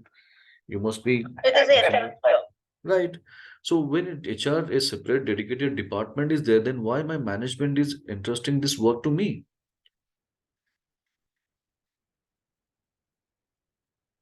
Yes. What's the reason? payroll or like Yeah, I am. No, for any experience level matching up for the requirements. Absolutely. So, though HR people, they have their own calculations, they have submitted a report to management, but management is decentralizing the data completely to the different departments, and they are collecting the reports so that finally they can consolidate and they can reconcile with the HR report. If at all anything is missing or any records is mismatching, they will be rectifying that later. So this is the sole idea behind this exercise. But when management is asking, can I say no? Can I say that, sir, this is not my scope of work? Why you're asking all these questions? Never. So when it is asked, we have to deliver. But how to do it? So here, as I told you, when there is a date-related calculations, we have to be pinpoint accurate. And in this particular phase, people, our experts, they will suggest you different types of answers. But if you ask them, are you confident with your logic or with the application of formula, they will surrender. Trust me, they will say, you asked for my help, I helped you. Now, whether it is accurate or not, you have to do some test checks. Taking the random cells, you have to do a test check. Then if you are not confident, then why I would rely upon you to your formula, right? So I'll tell you, don't listen anyone, don't go for any other further exercise, just go for only one formula. So there is only one way out to handle this kind of situations, people, by using a hidden formula of Excel. No need to do anything, just watch my screen. What is that hidden formula about? The formula name is date diff. The formula name is date diff. People does a wrong pronunciation. They believe there is a if statement or a clause or logical formula is added and they should read it as dated if. But technically, this is a date related formula. We must read it as date pause diff. So date diff, and this is a hidden formula. Since 1985 till 2021, Microsoft has kept this formula in the hidden state. The reason is it is not developed by Microsoft. It is developed by some third party, comes as a add-in. And that's the reason why Microsoft kept it in the hidden state. And to prove that it's a hidden formula, I'll show you something. See, whenever you type any formula, whatever we have learned so far, any formula, say, take an example. If I go for edate, I type only ed. Can you see? It shows me the complete helping instructions, what exactly edate is. If I go for tab key, it also shows me how to write edate formula. Do you agree with me? Excel is giving a helping hand, right? Yes. Whereas if I go for date diff, do you get anything? You can also check it out on your screen. When you go and type date diff, do you get any kind of helping hand from Excel? No. Because this is a hidden formula. So trust me, there is a formula called date diff, and since it is hidden, we have to work together. So let's start working with me. Keep your cursor below to year cell. And there, type a formula equal to date diff. Make sure you're typing your spelling properly.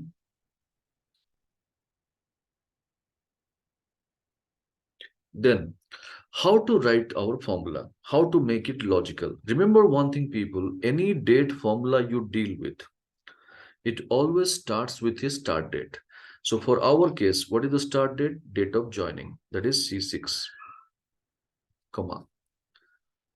First input is clear.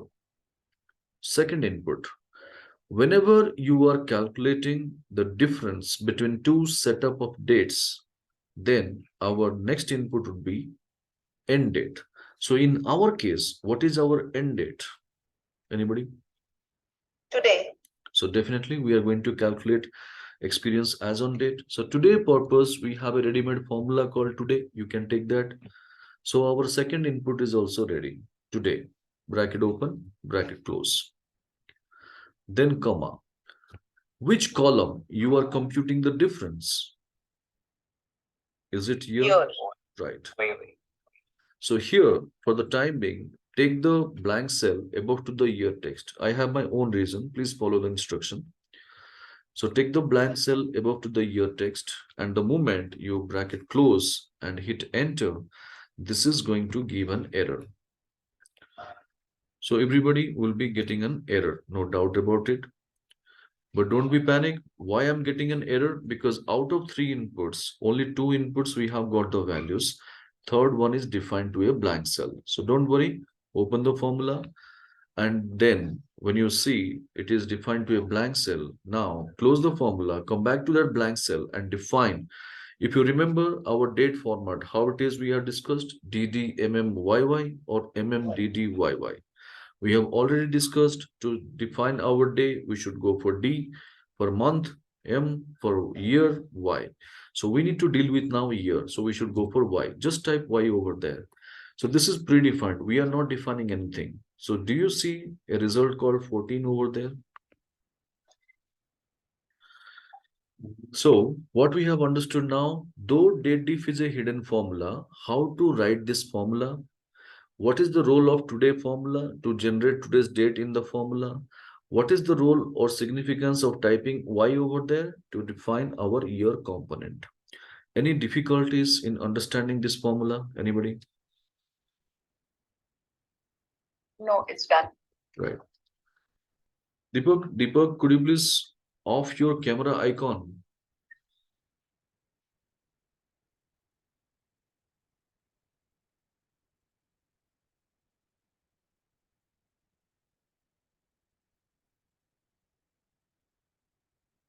Deepak, able to hear me?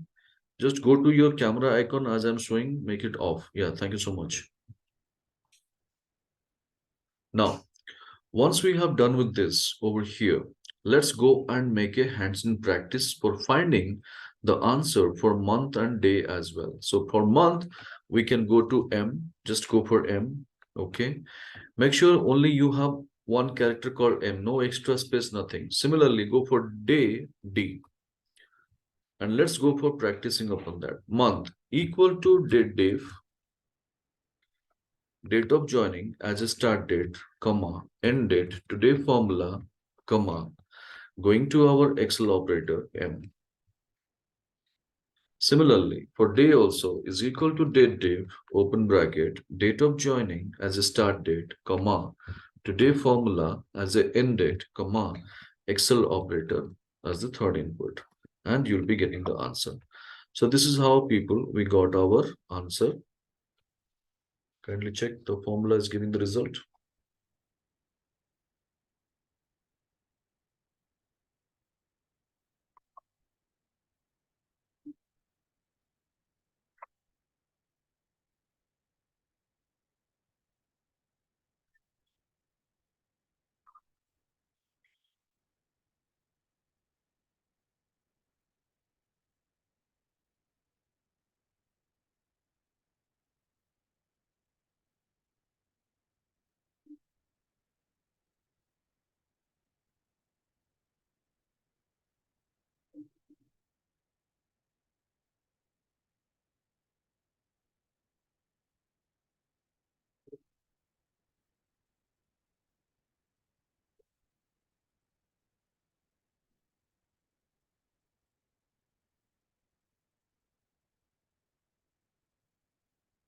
Now, how do you show this formula? Strange calculation for 168 getting in month. I don't know what's wrong.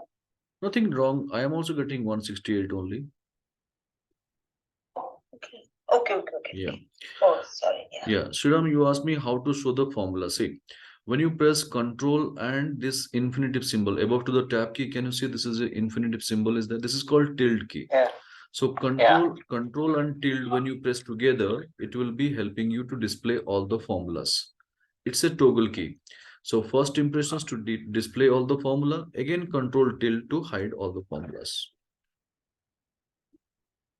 Right. So now, You have pressure. yes, yeah. So here, friends, I believe everybody has got the same answer. Yes. All right. Now, let's have a discussion upon the same. Do you believe that we can express our employees' experience in this format, like 14 years, 168 months, and 5,127 days of that experience of the employee? Is it a right way to express with? Definitely not. So what is this calculations about? These are nothing but individual component-wise differences, like year-wise 14, month-wise 168, and day-wise 5,127 days. But our requirement is something different. When we go and combine year, month, and days together, it should give me the entire difference. Or the other way, if you discuss in the month column, if you look at, focus on this, 168 months are there. And we know one thing. Whenever number of month reaches to 12, it becomes 1 year. Now, if I need to know how many months, how many years I have in 168 months, what is the basic mathematics we do? Equal to 168 divided by 12. Do you agree with this mathematical formula?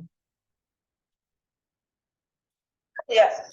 Now it gives me a result of 14 exactly. So what does it mean? Like 14 years are there completely. That is already given in our year component. I cannot take back again in the month. So basically month column, what is supposed to be is 0 because there is no decimals. That's why month column has to be 0. And to make it happen such a precise presentation, go to our Excel operator. Instead of M, go for YM. So YM stands for year to month, the incomplete month in a complete year. And the moment you hit enter, can you see the result? So 14 years, 0 month. YM stands for year to month. Similarly, instead of D, go for MD, month to date, the incomplete days in a complete month. And we got a proper result. So this is called our first employee's experience, 14 years, 0 month, 14 days. Now, when you open the file tomorrow, what will be the answer? 14 years, 0 month, 15 days. So this is what the beauty of our date diff formula.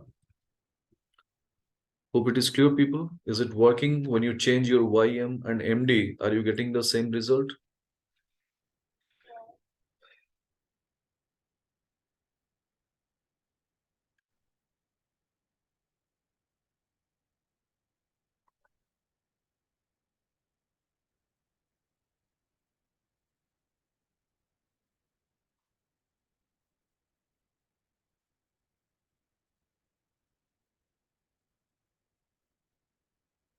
Prabhat, this YM and MD we can only use in this data diff. Can it be used elsewhere also? Elsewhere, in the sense, which formula? Where can you give me a situation? I can tell you whether you can use or not. No, I am not unable to think of a situation. My only query was that if ever a similar situation arises where we need to find out the residual number of months or days, for example, in a depreciation calculation or anything, whether there's a chance of using this YM formatting in those. Yes, you in can. those Yeah, you can use that. Suppose say take an example. I have got the date of purchase, and if I'm working with my depreciation calculation of whether it is more than 180 days or less than 180 days, depending upon that, you want to go for as per Companies Act or as per Income Tax Act. If you want to calculate, you can do that.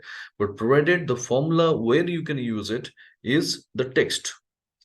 You can use the text formula as a YM, or if you're using the date diff formula, you can use YM. So I am using YM separately. The same you can apply in the formula itself. Instead of E4, you can type within two double inverted quotes like this. Suppose if you look at the formula within two double inverted quotes, you can write like this. Okay. Yeah. Fine then. So people, I believe everybody is clear with our first experience calculation. Now, as we know, once the formula is ready for a particular case, the same we can apply for the rest also. What is that? We can go for simply double click upon the same and our problem starts. What's the problem? You could see except the first case, rest of the cases it is showing error. Why it is showing error? If you look at the very first error in the year column and open the formula, you can realize that though my formula is taking the data by one cell down from the date of joining column, but along with it, my Excel operator is also moving down. So this is not supposed to move. Why should not move? Only date of joining should move, but this is not happening. So this is the reason why we are getting error. How to rectify this? See, selecting the entire solution area, I should go for F2, and which is creating a trouble, D4.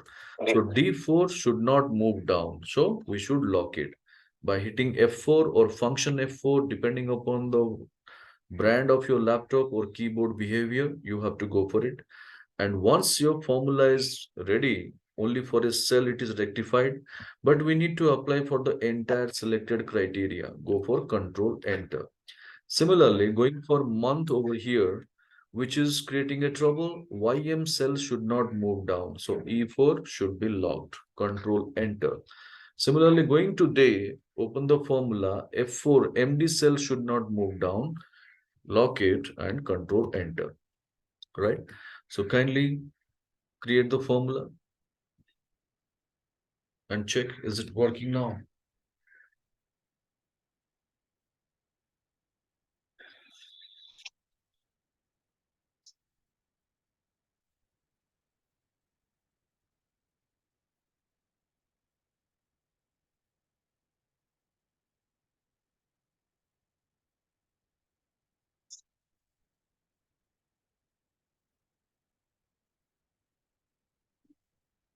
As you mentioned, we can replace that $D4 with YRYM, right? Yeah, you can do that, but I have my own reasons why I'm maintaining in the top.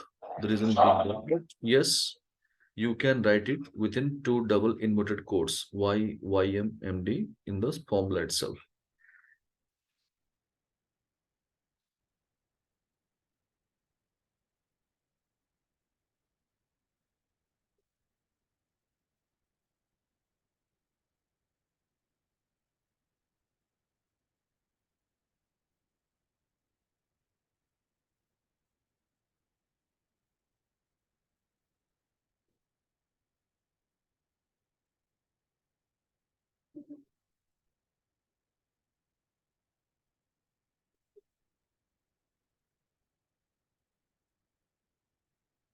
Is it clear, people? Working for everyone? Any doubt, any queries?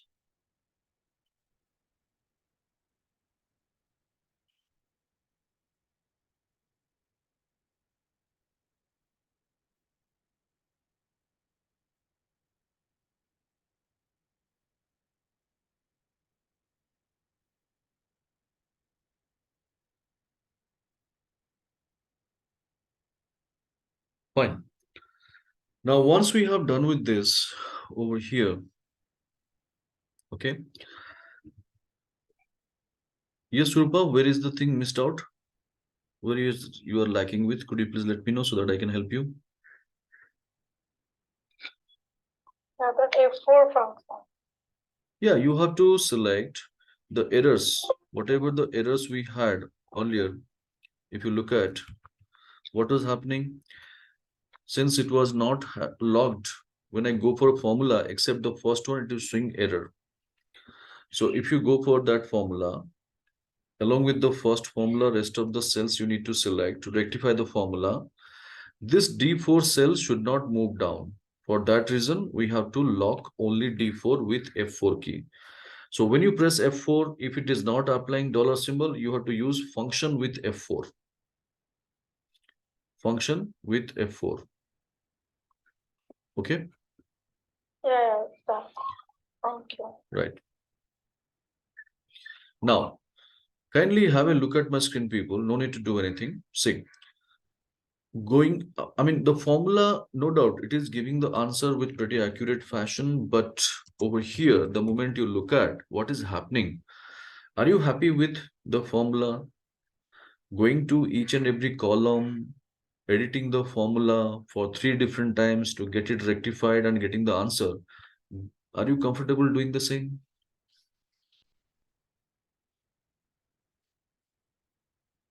Literally not. Definitely not, because this is really a tedious activity. And do you ever think that Microsoft Excel will recommend like this to do the job? This is what our expert suggests us to do the job like this. But Microsoft Excel never recommends for that.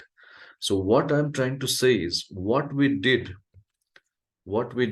is definitely not the right option. So kindly select the entire solution area, the yellow colored cells, whatever you had designed, and delete it. Yes. So what is that we have to make an improvement on this? We are going to discuss. You must be thinking, Pravas, what kind of trainer you are. You are telling all these things, all the things are new to us. We are giving our 100% efforts focused to that. Finally, you are telling this is not recommended. Sometimes we need to learn from our own mistakes. Do you agree? Yeah. So what is the mistake we did? We have understood. Now how to make an improvement on that? Let's see. Kindly select all your entire yellow colored cells as we develop the practice from our first worksheet. I told you, always select your entire solution area. So this is the place where we are going to design our formula. So leave your mouse, leave your touchpad, immediately go for typing is equal to date div bracket open. Make sure you're typing your spelling properly. Okay. Then, now you tell me, what is the first input we had taken? Anybody, quickly.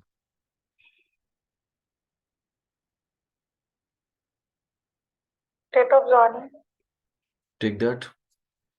Now, when you take it, what is that address it has picked up? Can you see?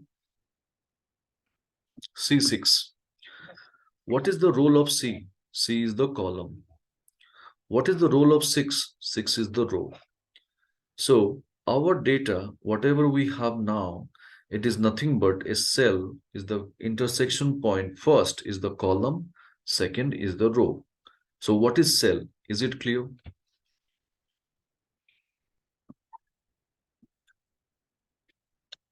Now, when I copy this formula towards down, then what is going to happen? My date of joining C6 should move to C7, C8, C9, C10, and so on. Do you agree with that movement, people? Because we need to calculate the other employees' experience. For that reason, when I copy the formula down, date of joining cell should move down, right? So when I see that movement, C6, C7, C8, C9, C10, which one sounds common? The common is C, right? So what is C? C is the column. So what we have understood, our data is not restricting to a cell, it is moving, and it's moving in a column. So when data is moving in a column, we should lock not the cell, the column only. And to lock a column only, we need to have the dollar symbol before column. And to have the dollar symbol before column, we should go for hitting F4 key thrice. We should hit F4 key 3 times. Can you see the setup now in my screen? There is only $1 symbol, that to before C, making as column C lock. So when I copy this formula towards right, C6 will never go to D6. But when I copy this formula towards down, C6 will definitely go to C7 because row is free.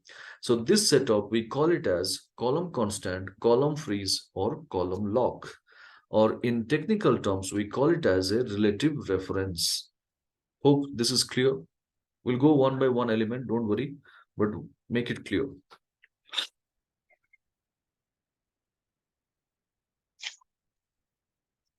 So for column constant, we have to hit F4 thrice, right? Yes. And for row constant, and for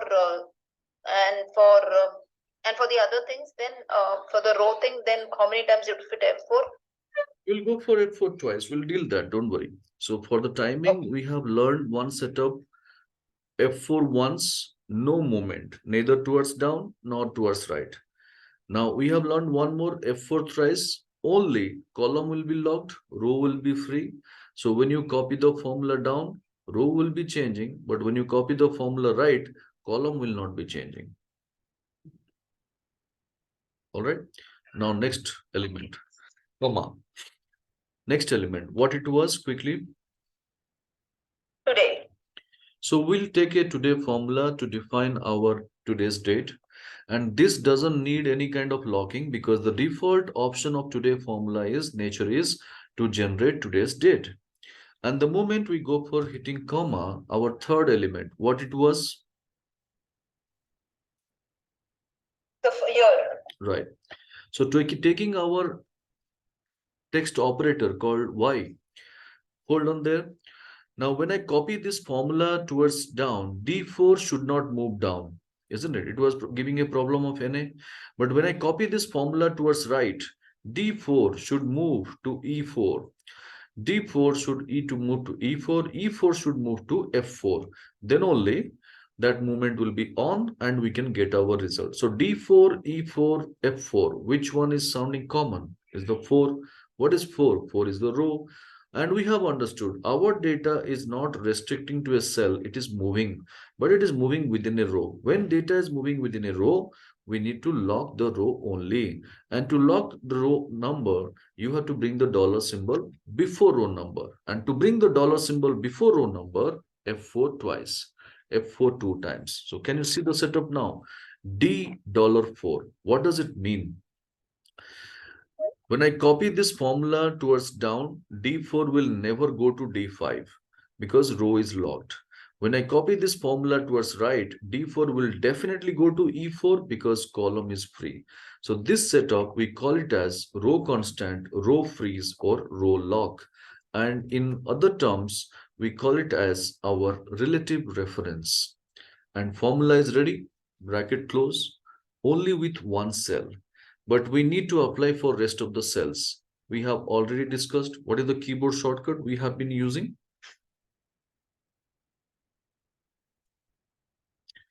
To apply the same formula for entire range, what is the shortcut we have been using? All right. No, control enter.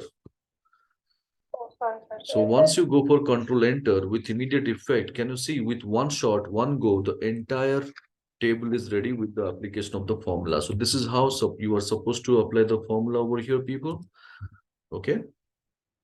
ওই পেজটা খুলে গেছে যেটা বলছি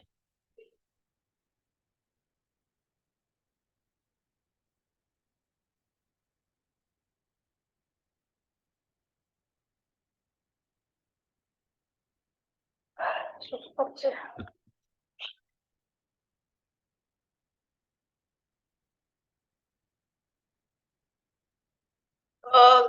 I'm pressing control and enter, but the formula is not being copied. Because you have forgotten to select.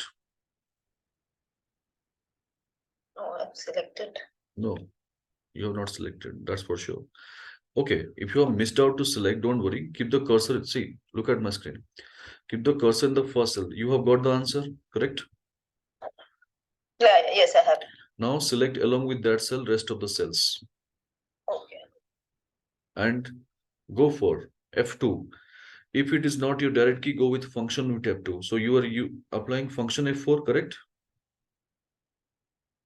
Right, yeah. So go for function F2. Can you see the formula is on?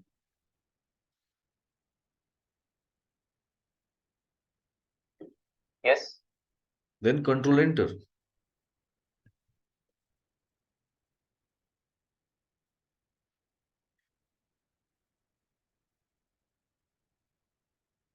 All right. Is it working for everyone? Okay. Right. So this is how people, this formula will be very, very helpful whenever you want to calculate the difference between two setup of dates. Like if you're working with a project, project start date is there, end date is there, and you want to calculate the span of the project. and you have got a live example calculating the experience all the time. So there are various scenarios where you can use this formula. And whenever you go for application of formula, make sure this dollar symbol applications you should use so that you can avoid the duplication of work and you can save your time. So one formula alone will be taking care about the entire result. So this is very, very essential, people, and we are going to use it the most. So if at all it is not clear, feel free to ask me right now. Because tomorrow, if you ask me the basic questions again for today's things, I'll be not in a position to answer it. So whatever it is, make it clear from this point itself. Prabhas, Yeah. the month and the date did not come to me when I did control enter. Of course, I've made a mistake, but I'm not sure what mistake I made. It did not come from No problem. Please share your screen. Let me have a look. No problem. Some of the friends also, they can rectify. Yeah.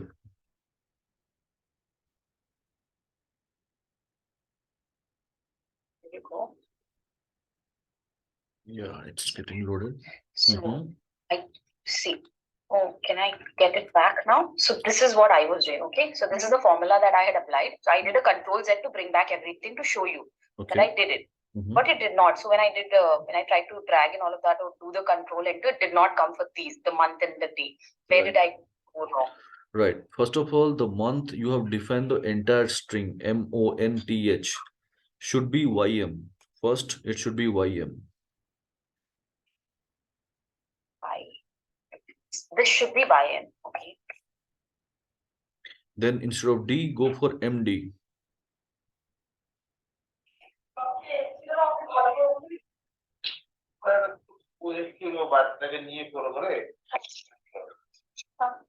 Surupa, if you do not mind, could you please keep your mic on mute?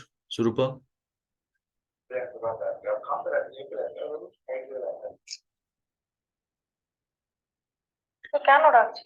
Surupa, please keep your mic on mute.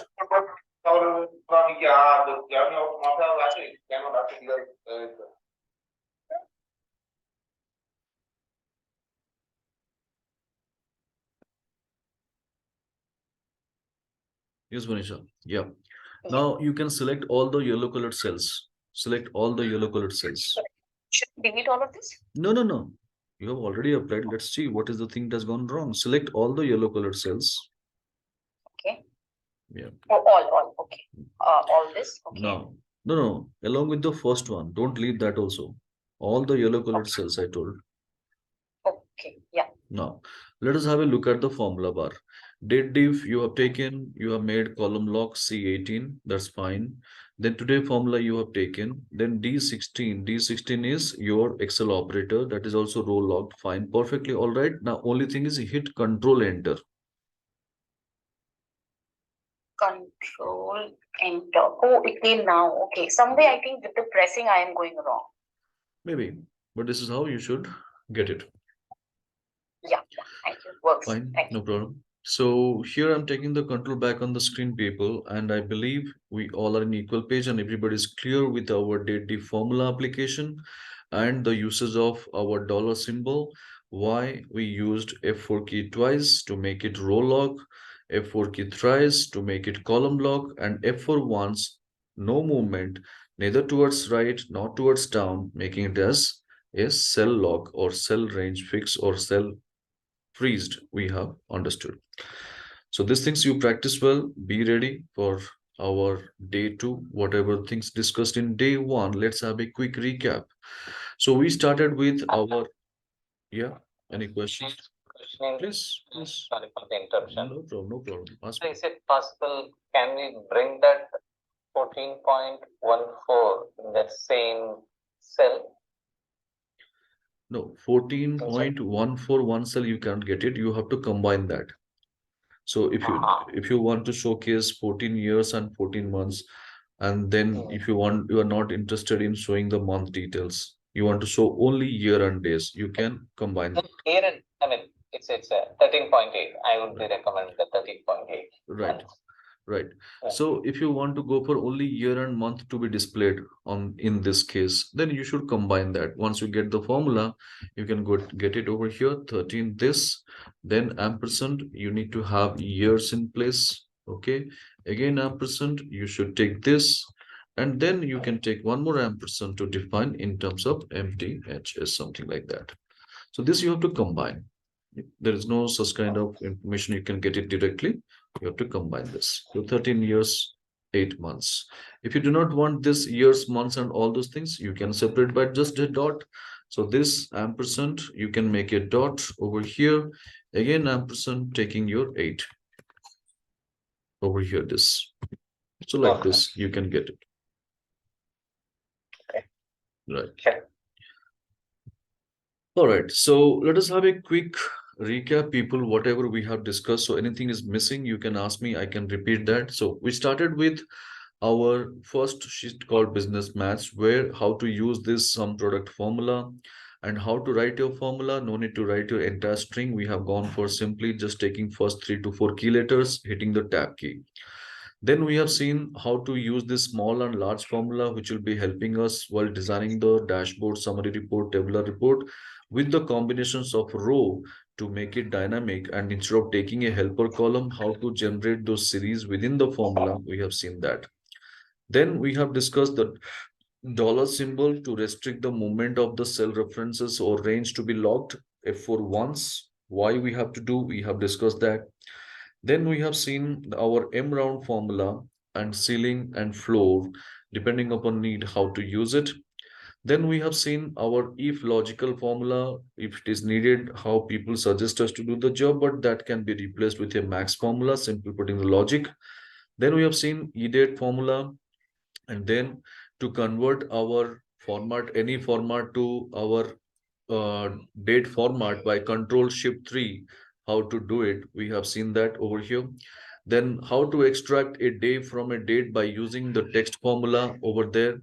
Then month and year by simply taking the year formula. And how to recognize our data types, what are the formats we are dealing with, we have discussed on the general, number, time, date, currency, and percentage. Then we have seen how to make our data informative by taking different types of statistical calculations, and how to make our data presentable by converting the data into format as table option. And what are the advantages of doing the same? We have seen a glimpse of that. Then we have seen our formula, the hidden formula called date diff, how to use it, and what are the inputs over there. What is the operator uses, y, ym, md, like year, year to month, or month to date, how it is playing a role, and what is the usage of dollar symbol. If you go for F4 key twice, making a row log, F4 key thrice, making a column log, and what is the role of today formula to generate today's date, all these things we have seen. All right. So is there any doubt or queries out of this, whatever we discussed in our day one, people? Anybody?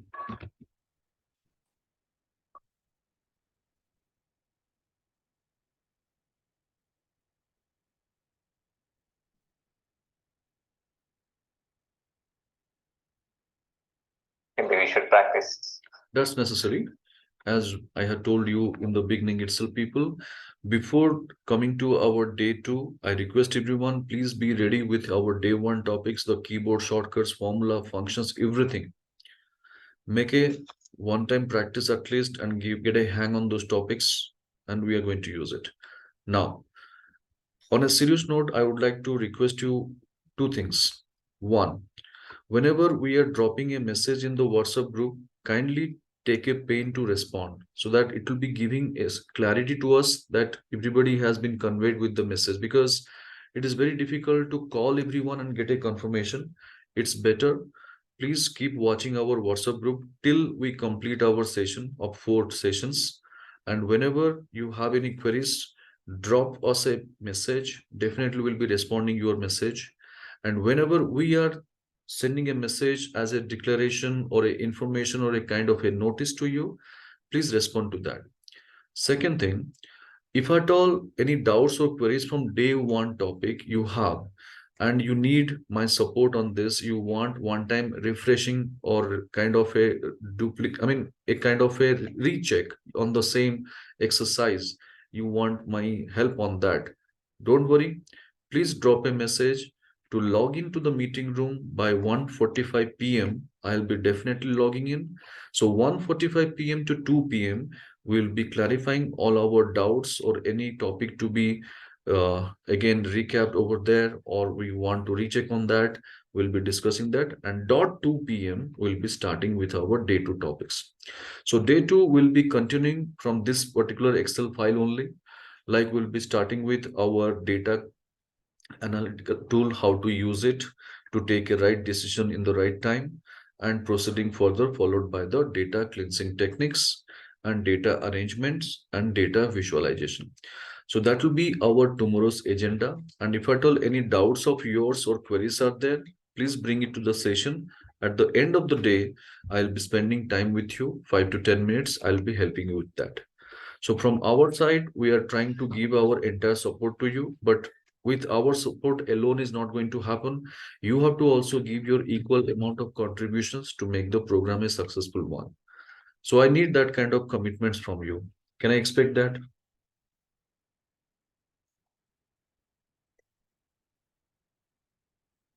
Thank you. Thank you so much. Yes. That's what I'm expecting. So any doubt or queries, people?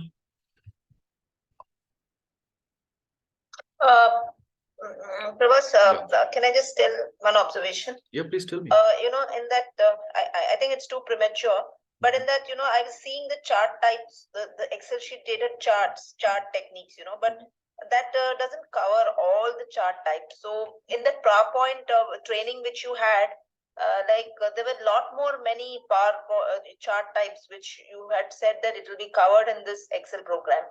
Right. I was interested in knowing more chart types.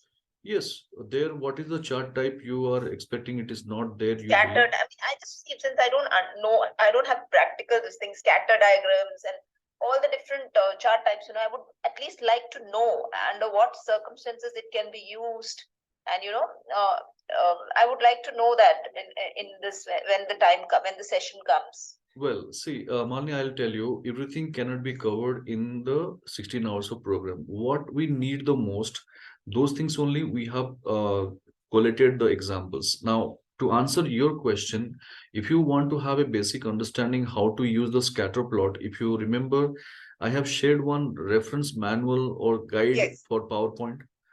And if you have gone Right, through right, that, I remember that. Yeah. if you go through that, just check it out. If it is missing, I can definitely help you out with that guide also. So there is one guide I have sent it across. I'll show you. Where it is, yeah, in PowerPoint.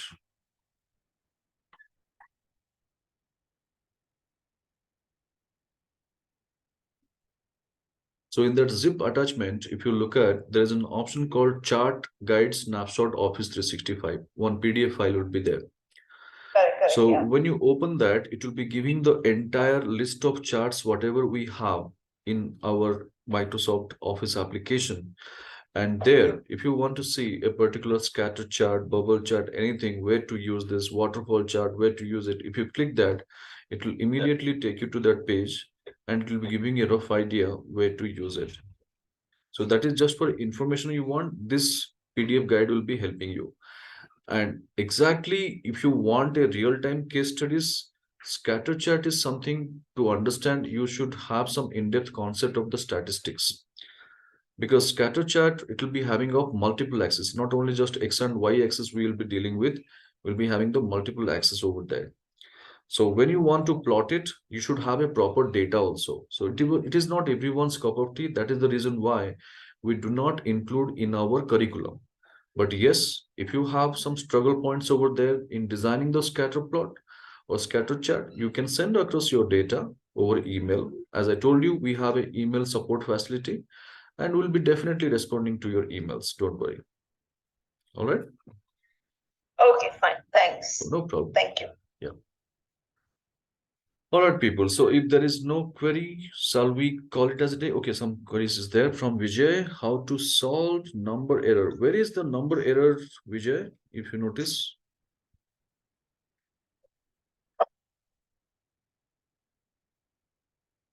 Vijay, where is the number error? Shanmugam, is it you? I guess we be right. If it is showing the error in the date calculation. Sir, okay Data calculation. சொன்னோம் நீங்க okay share பண்ணிட்டீங்களா? Okay very good. Okay இப்போ ஒரு வேல் பண்ணுங்க, எல்லாமே select பண்ணுங்க. இது yellow colour எல்லாமே செலக்ட் பண்ணுங்க. முதல்ல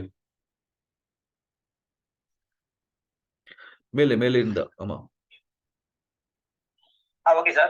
ஃபுல்லாவே செலக்ட் பண்ணுங்க எல்லோ கலர். ஆமா அப்புறம் பாருங்க ஃபார்முலா பார்ல இருந்து C18 நீங்க காலம் கான்ஸ்டன்ட் பண்ணிருக்கீங்க. Okay that's fine. Today formula எடுத்துட்டு இப்போ பாருங்க D16 இருக்குல்ல, செல் வேல்யூ D16 இருக்கு. Yes, sir. அது நீங்க Yes, sir. ரோ கான்ஸ்டன்ட் பண்ணணும். F4 ரெண்டு வாட்டி பிரஸ் பண்ணணும். F4 ரெண்டு வாட்டி. ஆமா F4 ரெண்டு வாட்டி பிரஸ் பண்ணணும். ரெண்டு வாட்டி பிரஸ் பண்ணா ஒரே டாலர் சிம்பிள் வரும். இல்ல Okay, sir. எல்லாமே delete ஆயிடுச்சு. Control Z பண்ணிட்டு Okay. திருப்பி ஃபுல்லாவே செலக்ட் பண்ணீங்க.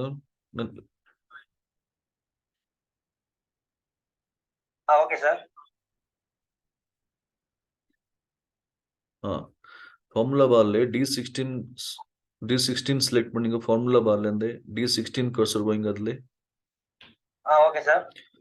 F4 ஃபர்ஸ்ட் ரோல கீபோர்ட் பாருங்க. கீபோர்ட்ல ஃபர்ஸ்ட் ரோல F4 ஒரு கீ இருக்கா? F4. Yes, sir. Yes, sir. Yes, sir. ரெண்டு வாட்டி இப்போ நீங்க ஃபர்ஸ்ட் டைம் பிரஸ் பண்ணீங்க. ரெண்டு வாட்டி ஒரு வாட்டி பிரஸ் பண்ணீங்க. அதுக்கப்புறம் கண்ட்ரோல் என்டர் கொடுங்க. Control enter. Okay, sir. Thank you, sir. Okay welcome. Thank you. Fine. ஃபுல்லாவே பிராக்டிஸ் பண்ணுங்க 2 நாளைக்கு முன்னாடி. Okay Okay, sir. fine. Okay people, so I believe everybody is clear, and if you have any doubts, tomorrow we'll discuss at 1:45 p.m. Don't worry. Okay, fine then. So I'll call it as a day. Thank you so much. Stay safe, take care. Tomorrow see you same time at 2 p.m. Thank you.